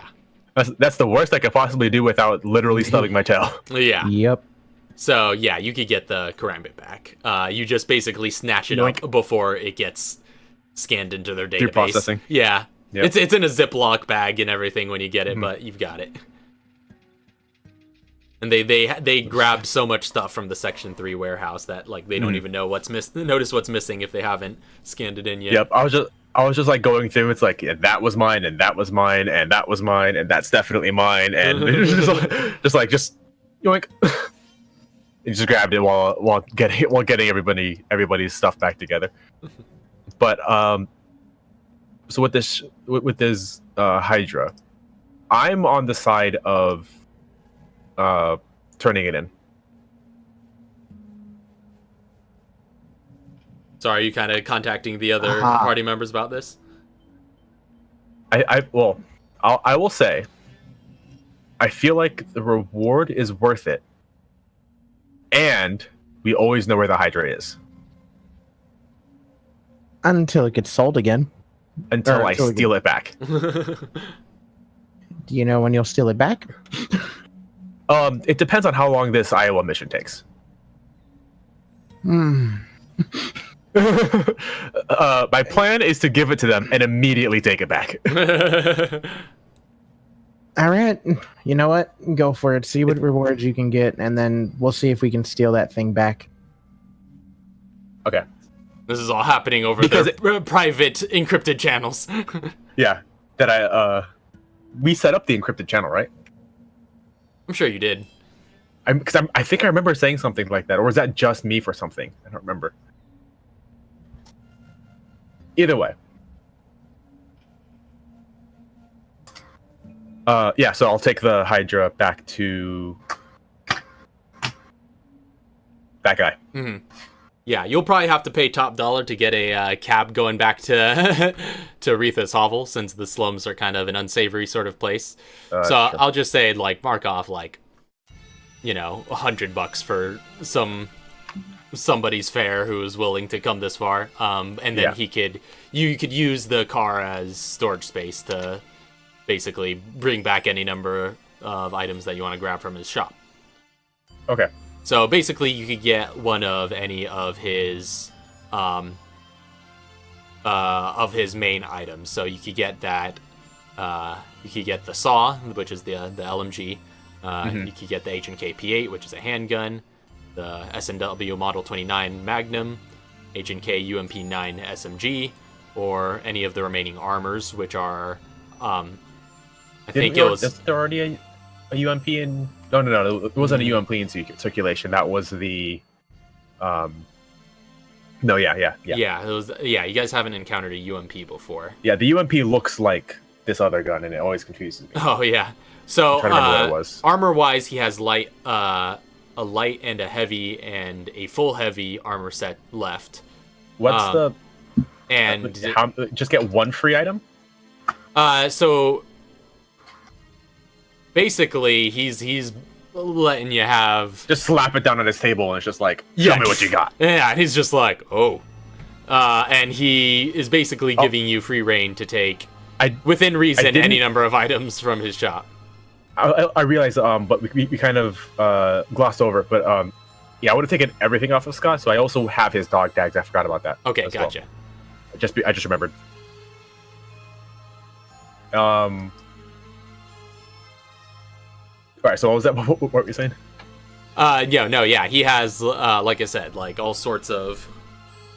The arrangement was to basically give you access to any number of items from his shop, and it's a little different for interesting for him. Because you're the only person he didn't see, so you come back with the Hydra talking about their arrangement, and he's a little bit confused at first, but he's just like, "It's sick. You were looking for this," and the deal seems to still be good. So I mean, yeah. I also see that dude in the corner, right? With yes, patch. You do see in the corner. He did have a. He has a couple of just like thugs that are standing guard, just guys with AKs, militia looking dudes, kind of like you saw with Section 3. But he does also have one guy who's all geared up, and is well built, clean shaven. He's got a visible scar running down his right temple, and that red eye sewn into his shoulder pad.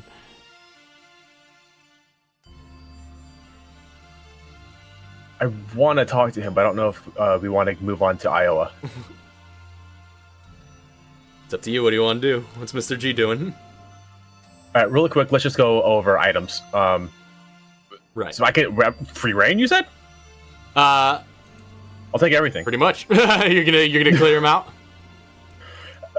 If I can. I don't know how I'm gonna transport all this stuff. That's true. But... I'll say, yeah, you could take up to your inventory, basically, to carry back whatever you could fit in your inventory.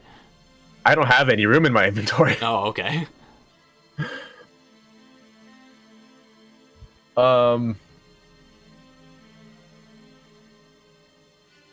And yeah, I have one slot left. Well, will this deal will this be? Huh? I was gonna say, well, you could get one thing then and slot it in there. Well, you could get two things, because I don't know if you need more armor. You could get a light armor and wear it, and then put something else in that one available slot. What kind of light armor does he have? It looks to be some sort of like protective gear, like basically all sorts of pads and things that you would wear about your body. It's +2 light armor. I'll take it. All right. So I'll take that.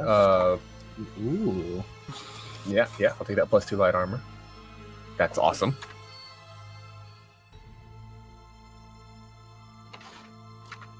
So you should have that there.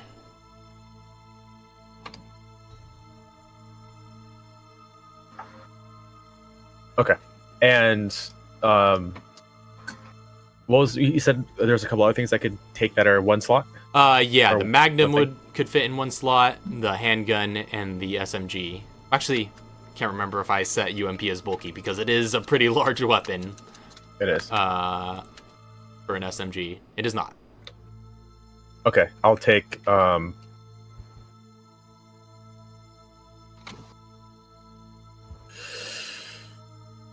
take the Magnum for now. Okay. But is this deal open for me to come back? Could I come back and you get the sense clear him out. from the conversing with him. And again, I'm kind of just trying to go through this a little quickly. With conversing with him, he does seem to imply that this is a one-time offer. Just you turn it in, and whatever you can walk away with, you can take. Oh, but the frickin' LMG, though. It's also worth noting that the LMG is cumbersome, which means it takes up 3 inventory blocks. We should have all come back at the same time. We definitely should have all come back at the same time with the truck.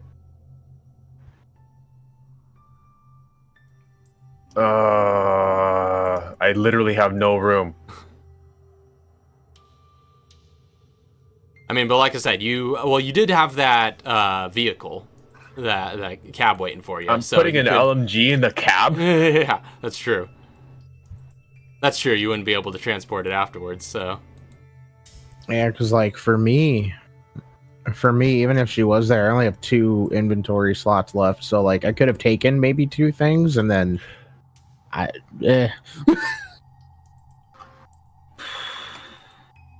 Well, should have waited till we were more prepared to literally haul. Oh well.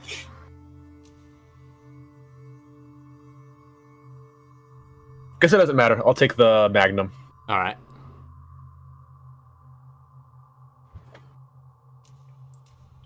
So you've got that. You've got the S&W Model 29.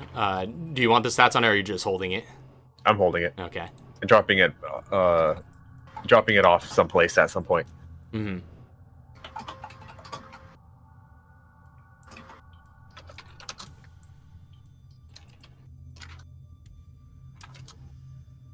All right, and that's it. That's all I have room for.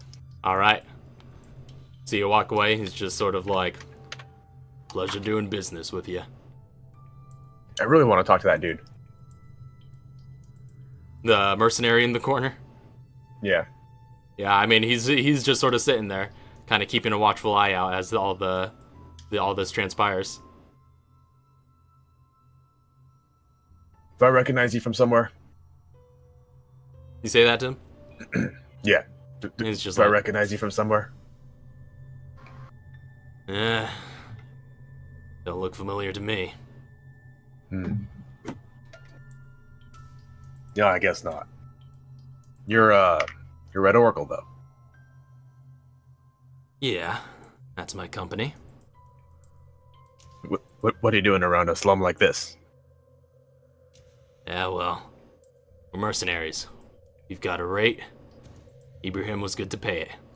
Well, again, you can afford at least one of us, so I'm here. How much does one of you go by? Well, it depends on a lot of stuff. You got to get a contract worked out for specific situations, depending on the danger of the job, the location, and how long you'll be needing us for. Yeah, because I'm looking for someone competent to, and I'm thinking I came across a Red Oracle guy the other day, and it's been kind of crossing my mind. I'm starting to think this might be a sign. Yeah, well, we're always open for business. I could definitely put you in touch with some people if you need some hires. And he kind of seems to pull out a business card, basically, out of one of his pockets. One of his many holsters and pockets. I'll take his business card, and I'll just be like, yeah, you know what? I might be seeing you again. Hopefully not on the battlefield, but... Yeah, maybe. All the same to me. Fair. And I'm going to head back to Iowa. All right. So you take the next plane home. So everybody, on the flight home naturally gets a bit of a long rest. And I think time zone-wise, you guys actually are gaining some hours, so you are arriving back in the States sooner than you left in Johannesburg. So evening is just sort of barely coming on by the time you guys come back. But again, you do, if you guys would like to, you are able to take a long rest over the course of the flight, and so you gain half of your hit dice back. Yeah. And so that is available to you. But eventually, could I have used some of my hit dice before going on? Yeah, obviously, I'm gonna use my hit dice before going on before taking my long rest. Okay. So yeah, you could go ahead and roll some of those. Because as part of the sort of survival horror homebrew, we get you guys don't get full hit points on a long rest, so gain those hit points back. Which, by the way, I think you still need to increase your maximum on roll 20. Oh, I do. Yeah, because you rolled, what was it, full 8? Mm-hmm. So it goes up to 45. Damn. Although I think I need to change it on my character sheet. Right. So, Katara and Kevin naturally arrive back stateside first, and you start making your way to your respective places. Kevin back to Camp Clancy, and Katara, you're just getting back in your car and driving on to Iowa. So we didn't need to stop back at Camp Clancy. You can if you would like. Yeah, she's gonna stop back there. All right. So, you stop back at Camp Clancy.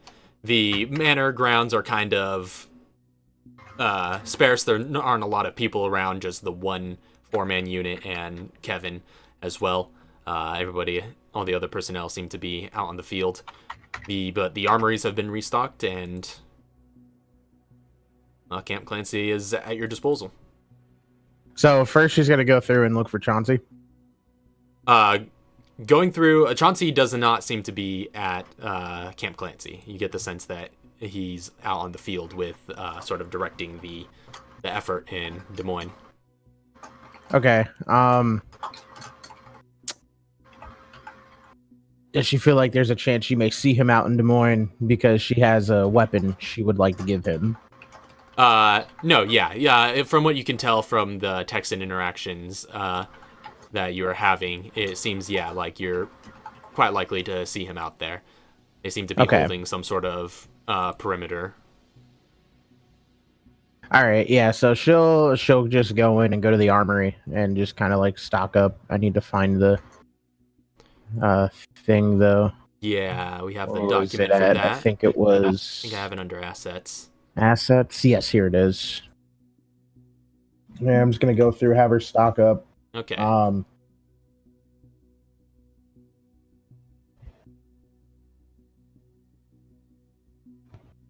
Yeah, give me that flash grenade. And I'll say, Mr. G, you're kind of, again, coming in a couple hours behind, but you can take whatever measures you wish. You could go straight to... I'll drop the Magnum off at Camp Clancy. Okay, gotcha.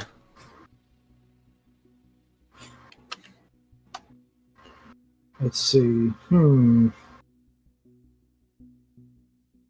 I suppose while you're at Camp Clancy, you could also restock if you like.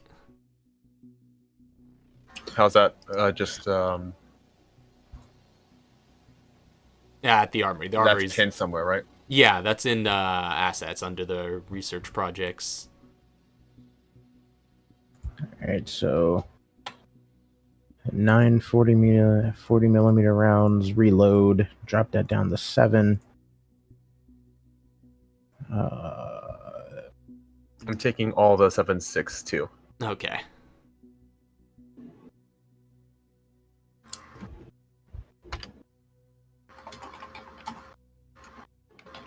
As well as all the 9mm.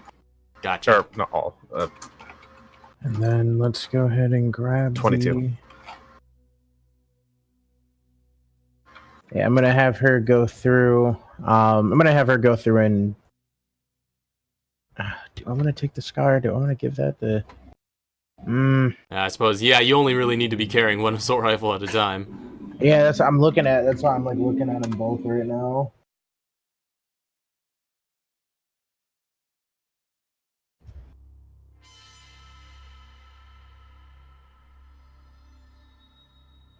How come my other attributes aren't showing up on my character sheet?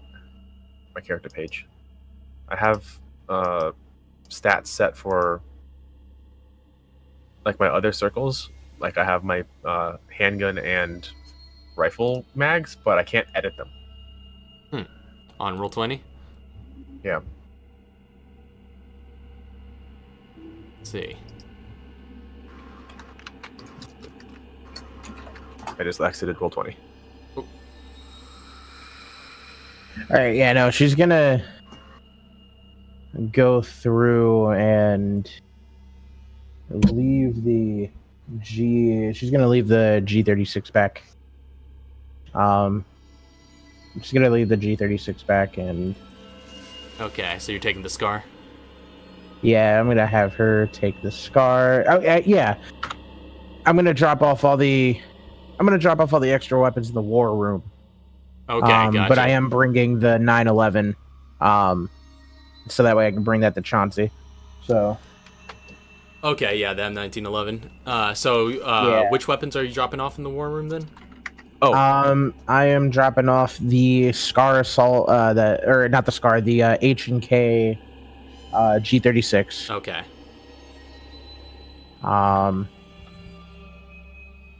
And yeah, no, that's it. Okay, gotcha. So then you get headed out to your destination. And again, Mr. G kind of lagging a couple hours behind, so you'll catch up eventually. But Katara, you do take the drive out to Des Moines. It's a familiar drive, one you've done plenty of times before. You know the roads there, and again, sun is kind of setting by the time that you arrive. But eventually, you make your way to the suburbs that you know your parents live at, the one that you have just heard that this sort of bioterror incident is going down. When you arrive there, you see a number of police cars, barricades, and a sort of BSAA military-style tent sort of set up. There's something strange. There's a thick veil of just gray fog that conceals the entire neighborhood just beyond this police barricade. You've never seen anything like this before every time you've come here. Just the entire place is just obscured in fog. But you see that site, you see a couple of police and BSAA personnel standing by.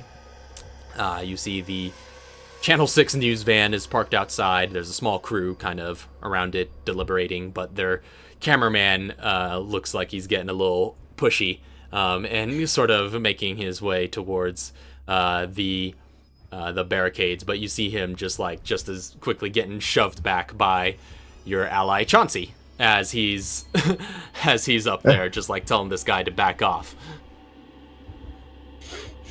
So she walks up. Yeah, she walks up to Chauncey. She's like, Chauncey, I'm here.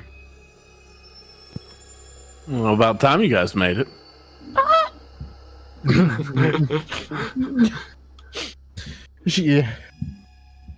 Oh yay! She's just like, I mean, as fast as I could. So what's the situation? You see also, while this is going on, coming out of the nearby tent, you do also see Nuria coming out there, who seems to be rushing out as she has noticed your arrival. Tara, you're here! She's like, yeah, Nuria, hey. Okay, it's good. All right, so everybody's okay. Well, here at least. So what's happened since this was going on? I know the texts that we got, phones are going off. How long has this been happening? Time frame, I'm How not long really has sure it been happening? It happened earlier in this day. You pretty much texted them as soon as you got word, which was at this point a good handful of hours back. So it would have been around, sun's going down. It's around 6 or 7 in the evening. It would have been around noon, about so. Okay, so yeah, we got information around noon today, and as I was giving the briefing to the gentleman, Nira was around and asked if she could come along because of personal reasons addressed towards you. So I allowed her to follow. But right now we're looking at, as you can see, a really thick fog over here in the suburbs. Can't get through nothing. I have teams set out already in the suburbs. The police are helping us guard a perimeter. You can find the Lieutenant Rick Conley. He's in charge in the tent if you need to ask him any questions. All right. You know, the first responders that went into the mist, they never came back. So I was a little hesitant on sending Nuria in as well until at least you guys arrived. All right. Thank you. It's she just looks distraught and she's just like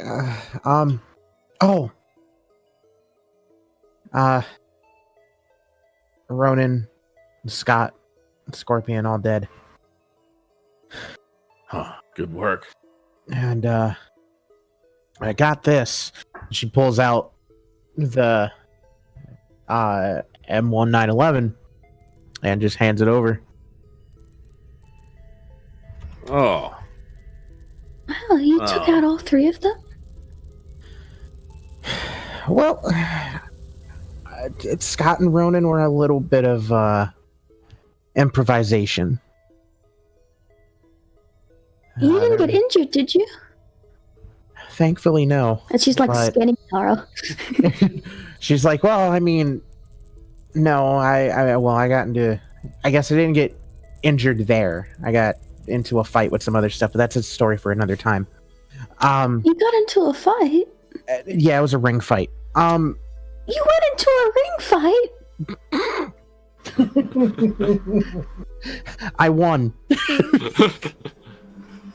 Chauncey nods. Yeah, I could see it. She's like, that again. I'll talk about that another time. But Scott and Ronan, there was, I don't know what that thing was.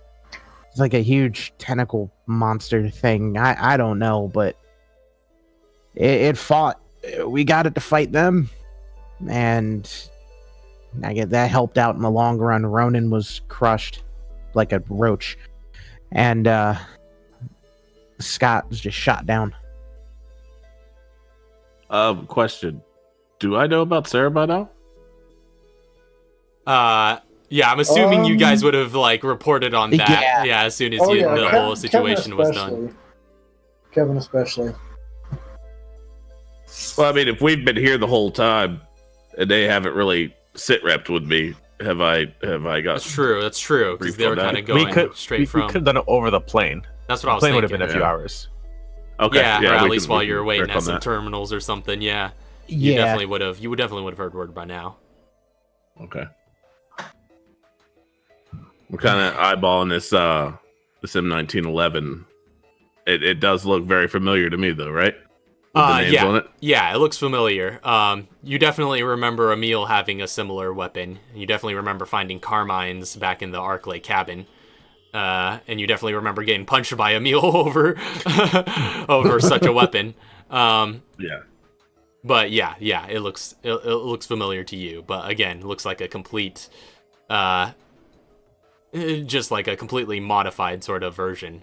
But that's the weapon that you see. Cool. And then I'm gonna also lean in and be like, you know, this is a real shit show here. This fog seems to keep slowly expanding outward. Like I said, the first responders that went in, they've never come back. And before I even arrived, a SWAT team was sent into the mist. It was 8 people. Only one arrived back to us, and he's got some stories. So you might want to go and check him out too. All right. And you see him kind of like motioning over to like, you know, there's like this crate of supplies off to the side, outside, and there's just this fully decked out SWAT officer who just seems to be like sitting on it, just completely unmoving, with just an assault rifle just sort of leaning against him, just staring off into the middle distance.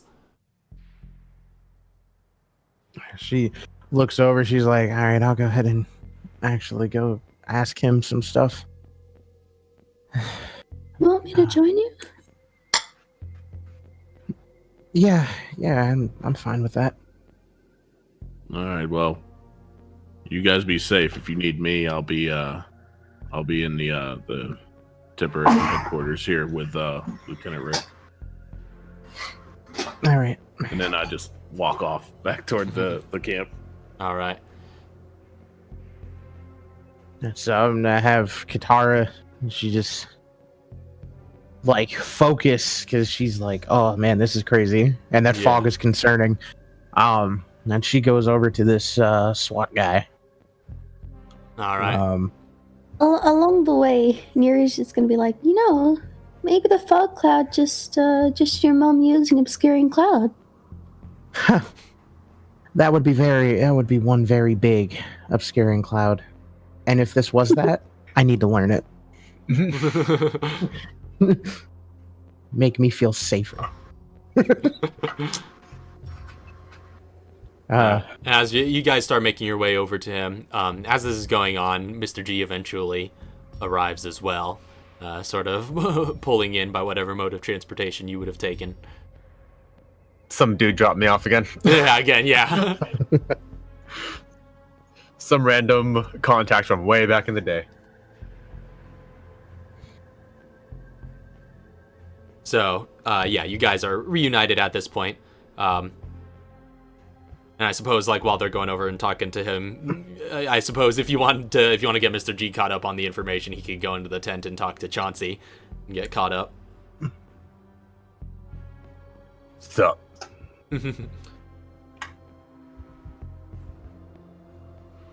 So, is everybody headed into the... Well, at this point, Katara and Nuria are heading towards the SWAT officer. Oh, so Chauncey's just staying in the tent? Chauncey's staying in the BSAA or like tent. The headquarters area? Yeah. I'll go in there, get debriefed, figure out what's going on, and then I'll join up with Katara and Nuria, who's heading into the... was it the SWAT officer who survived? Yeah. The one surviving SWAT officer is just off to the side. So you guys go over and talk with him, and we'll say, after a while, Mr. G will come back out and may be able to join you after getting the proper briefing. But you walk over to him, he kind of shoots a glance at you, and you can see, like, he's still, again, is all still fully decked out in his SWAT gear, still has, like, the mask and goggles over his face, and just the helmet. You can't even see much in the way of identifying features. Just, like, you see he kind of moves his head a bit, just, like, shoots a glance at you guys, then just keeps looking out. She's like, excuse me, sorry to bother you, but I need to know what's happening. What is happening in that city right now? I heard that you went in and came back. And kind of still kind of staring off in the distance, shakes his head a bit, and he's just like, yeah, I went in.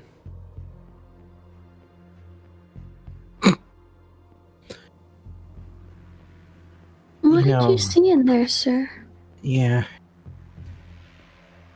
And again, he's kind of just like looking through you guys, like hardly even paying any mind. He doesn't seem very present. I'm in a dark corner.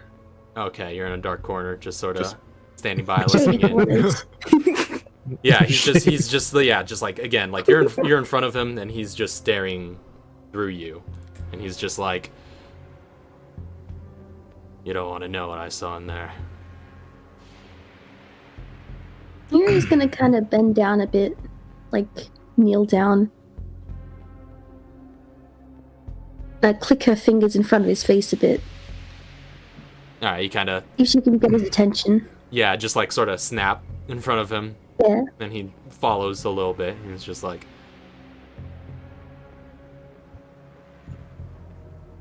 You know it's good for you. You stay far away from this place. Unfortunately, that's not an option. I can't do that. What did you see?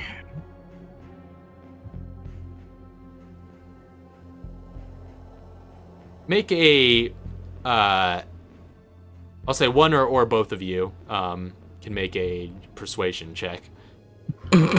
What's your persuasion? So are you negative? I'm +1. Yeah, you go ahead and make that. Yeah, I'll say Okay, you can make it with advantage since well, yeah, if only you're rolling it. While they're rolling, I was looking at all my charisma skills, and I was like, "There's a reason I only have one." Oh. Ooh. Okay. Okay. Like, there's a reason I only have deception. I was like, "Oh, maybe I should just stick to using deception." And I'm like, "Oh no, I'm still the most charismatic in the group." But yeah, he, you know, you've kind of leaned in close near you, and he's just, you know, you're basically the sweetest little thing, and you know, he's just like hard, and he doesn't want to talk, and he's, you know, just distant and, you know, a little bit traumatized, but you know, there's something about your sort of demeanor that just seems to cut through to him, and he's just like, I don't know if I can even put it into words. All my guys, all my friends are all dead. And the people in there, they're, not right anymore. What did they look like? Did they look animalistic? No, they looked like something far worse. It just looked like, I mean, we only saw one person the whole time we were in there, and he just looked normal. He just looked like some guy, some, I don't know, stuck-up dad that probably lived in that neighborhood, but he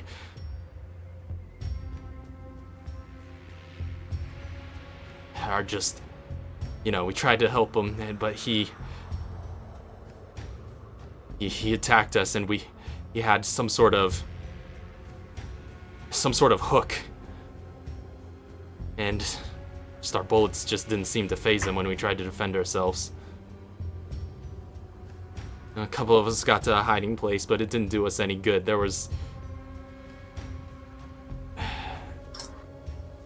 things. I was seeing things that I couldn't explain.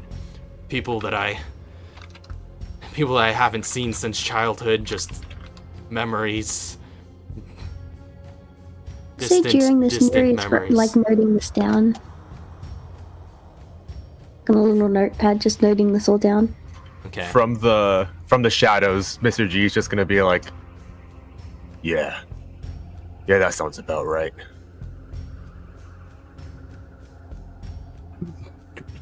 What? So they looked normal, but had some sort of hook. They weren't. I don't know. They weren't real. I never felt like they were there. They would just come and go, disappear every once in a while, just out of thin air, and just turn into the mist. It was unlike anything I'd ever seen. I don't know. And you see him kind of just like rubbing his head. He's just very troubled. Hey, it's okay. Take your time.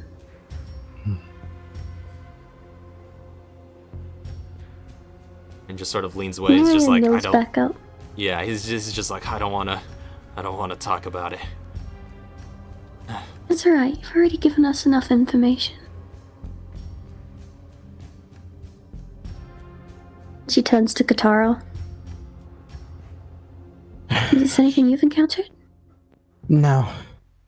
I have no clue what this is. This is all new to me.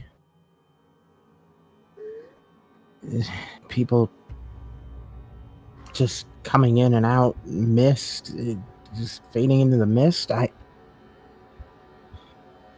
don't know. Maybe it's some sort of invisibility. I mean, it could be, but we'd have to go in to check it out. He said it was people that he'd known before? Yeah, well, he mentioned that. It seemed like it was kind of separate from that whole incident. Like there was somebody that attacked them that seemed to come in and out. But like something came in. Oh, but then he so said he something saw attacked him. things. He said and that's when he started talking about distant memories and things like that. Yeah. Mr. Jesus is gonna be. Maybe. Oh, you go. Mr. Jesus in the back in his shady corner, and it's just gonna be like, no, what you experienced was ghosts. You just look sort of like, when did he get here?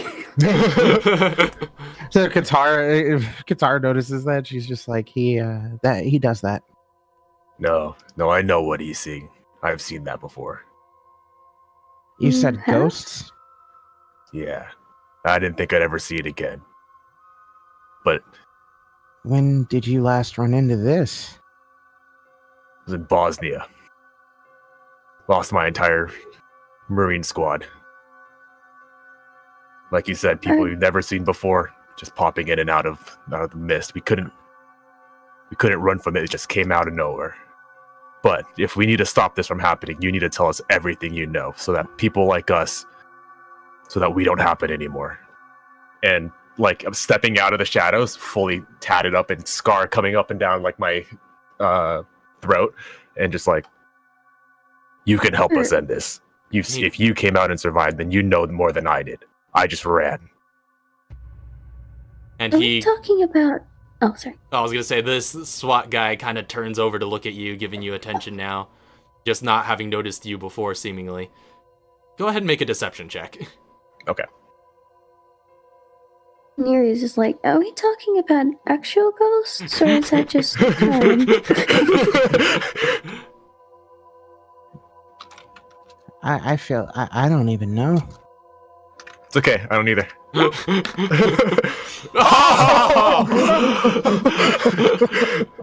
That's some good freaking deception. You come out with that scar and those tattoos, and he looks at you and he looks in your eyes and he knows that you know, and he just sort of nods and he's just like, yeah, you've seen it before too. Haunts my waking memories. Yeah. It was, I don't know, you read all this crazy stuff all over the news about these bioweapons, and hey, this isn't any bioweapons I ever seen before. It was something else. Again, it just came and went. And whenever he sank his hook into my guys, my men, they just seemed to drift ever farther from reality. Like they were becoming more like him.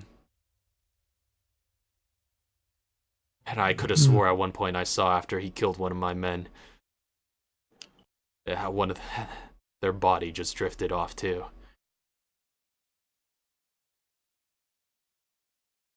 But there was something else. There was these things. We're all seeing something that we couldn't explain, all sorts of things.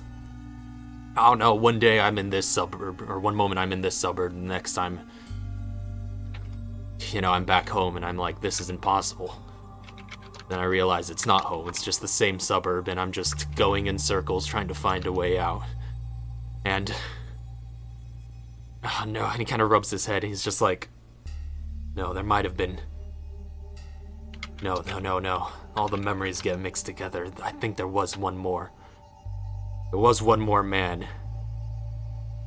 that I saw there. But it was just for a brief instant. We couldn't see too far in the fog, and I just see one man just standing in the middle of the road. And he looked at me for a moment, and I looked at him. Just this guy standing upright. Just smoke billowing off of him. Just dressed all up nice in a suit. He said something to me. I couldn't tell you what it was. I can't memories are all blend together. I can't remember, but I remember he sounded... I don't know. Italian. Like some sort of... You know, like one of those cliche mob guys you see on TV. Oh. And then he just... I don't know, he disappeared. I can't be sure of that. I can't trust anything that I was seeing. I don't know. I don't know what was real.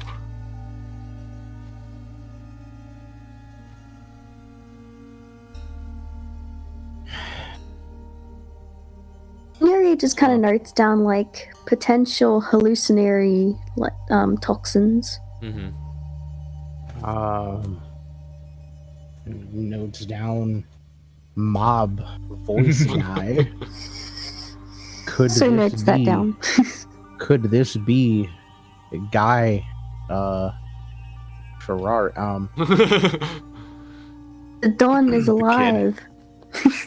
Could this be the Dawn's son?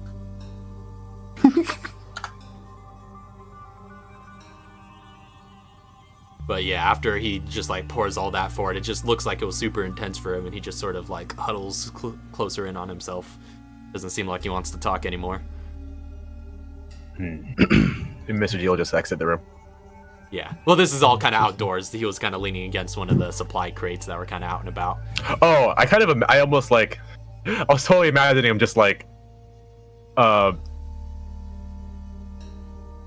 Yeah. No, that makes sense. Yeah. But I was totally imagining him just like in a hospital bed, just like all freaking.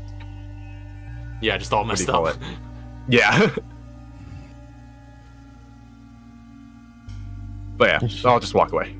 And she's just like, thank you. And she looks at Neria. It's just like, all right.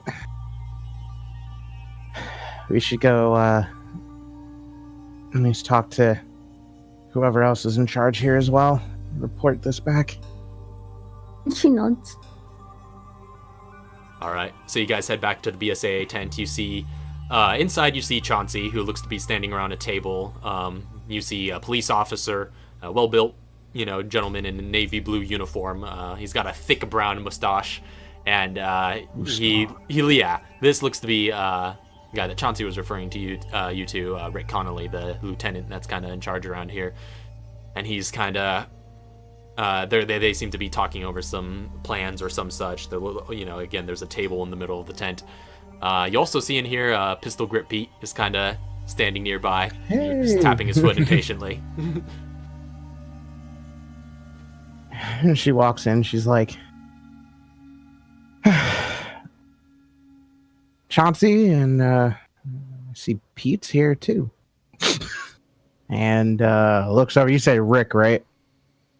Yeah, that's the name Chauncey gave you. Yeah. She's like, and Rick? Yeah, that's me. Who are you all? I am Guitar Oswald. I help out whenever BSAA needs an advisor. An advisor? Scientific advisor, though I'm here specifically on, I guess whatever's happening out there.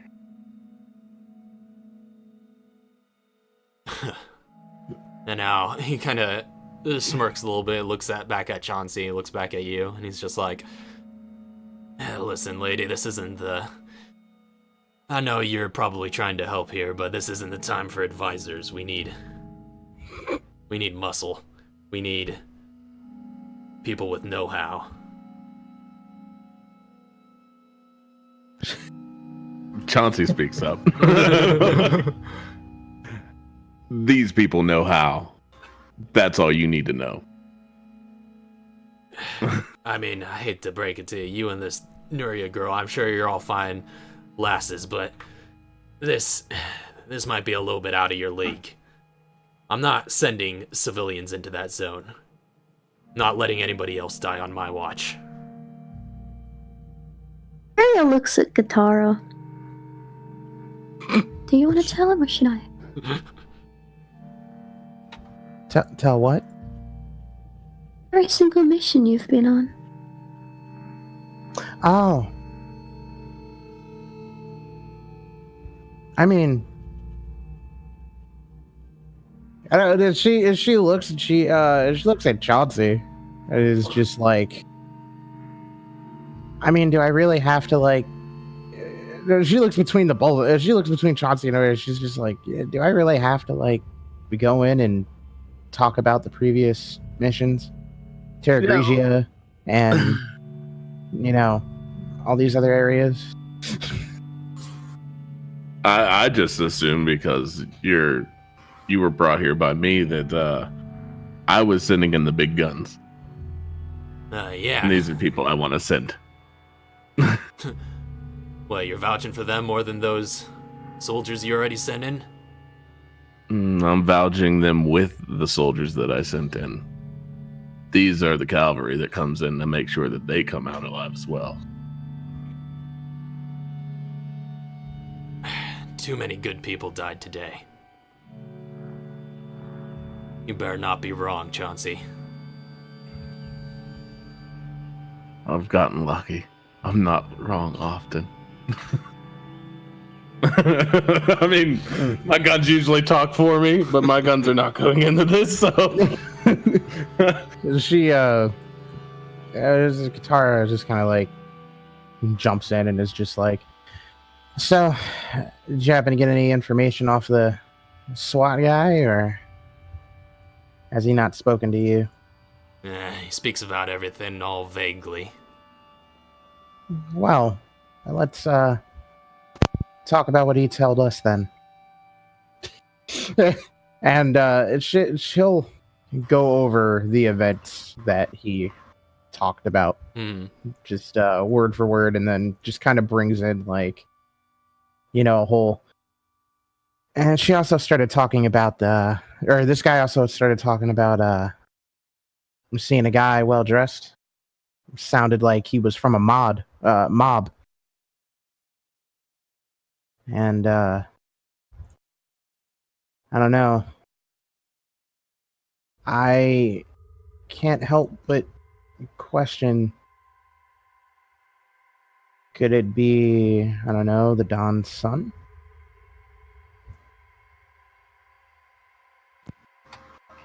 I rub my chin. I'm thinking about it. I don't know anything about that, but I don't know. There's a lot about this I don't understand. I mean, if this was a targeted bioterror attack, why this random suburb? Like, this is of no strategic value. If they wanted to kill a ton of people, there are a lot more public places than this. Well, one of the reasons is because Katara's parents are here. What's that got to do with anything? From the shadows.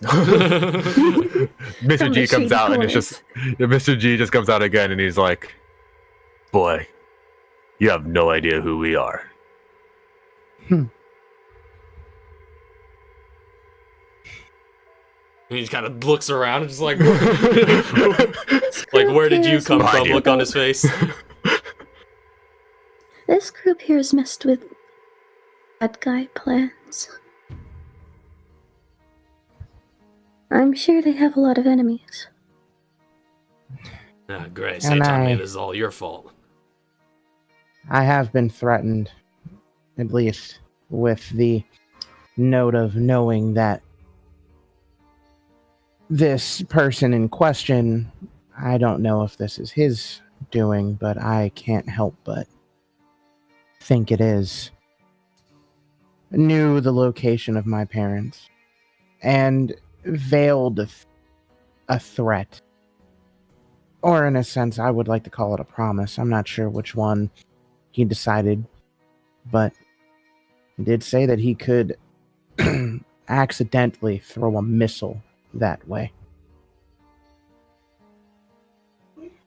Alright, maybe it's me that's out of my depth.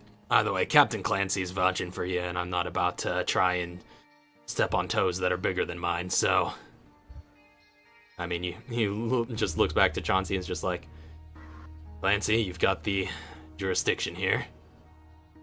It's your call. Yeah, you hold perimeter. I'll send my guys in.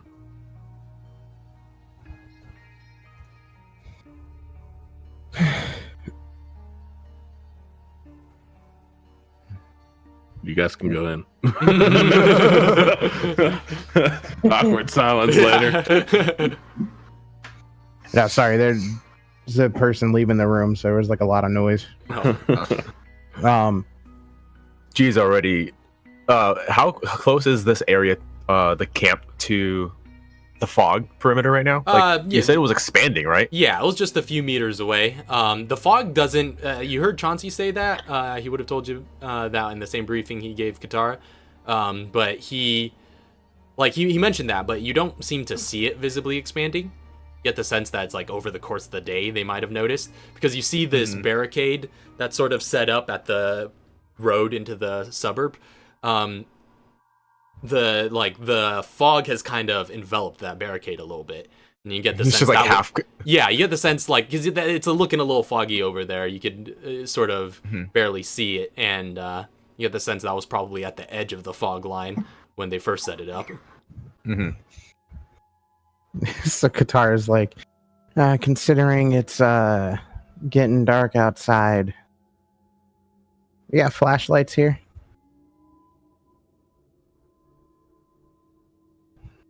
Do we have flashlights here? So I mean, yeah, you would have some like basic flashlight provisions among the supplies, but I have one. and they would kind of Lieutenant Connolly would kind of point you in the direction of like the supplies, and you guys could kind of rummage through it. So yeah, you could get like basic, common flashlights and all that. Okay, just like the regular LED. Yeah. Okay. Oh, actually, by the way, guys, I have a yellow orb. If anybody needs it. Actually, you probably would have left that back at Camp Clancy because that was for Kevin. Oh, okay. So I left that at Camp Clean that up while he's cleaning the toilet. Yeah.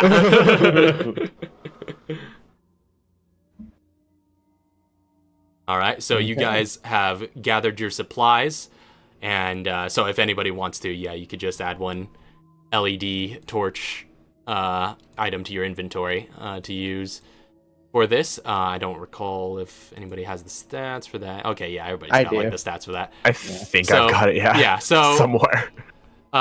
Nonetheless, you've geared up. You're looking in at this thick veil of fog that just presents itself as a wall, encapsulating this entire neighborhood. And as you steel yourselves, prepare to head in to this fog-covered neighborhood in the dead of night, that is where we're going to end tonight's session. So, all right, we'll be picking up there next time. And but yeah, so that was an interesting time. So Nuria's on board, and well, we're gonna see where things head from here. But thank you all very much for watching. Thank you, Nomad of Endings, for hanging out pretty much the entire time and following in this. I'm glad you seem to be getting into it. And yeah, also, I guess I'll probably post on the Discord to elaborate a bit more on what the music setup is like, because I see you're asking about that. But yeah, I mean, the soundtrack is a big part of the experience for me as well, and I think having that sort of audio-visual aid does a lot for immersion. But yeah, so we'll be picking up here next week. But until next time, we'll see you guys later. Peace. Squared. Have a good night. God bless. Good night, sweet dreams, all the good things.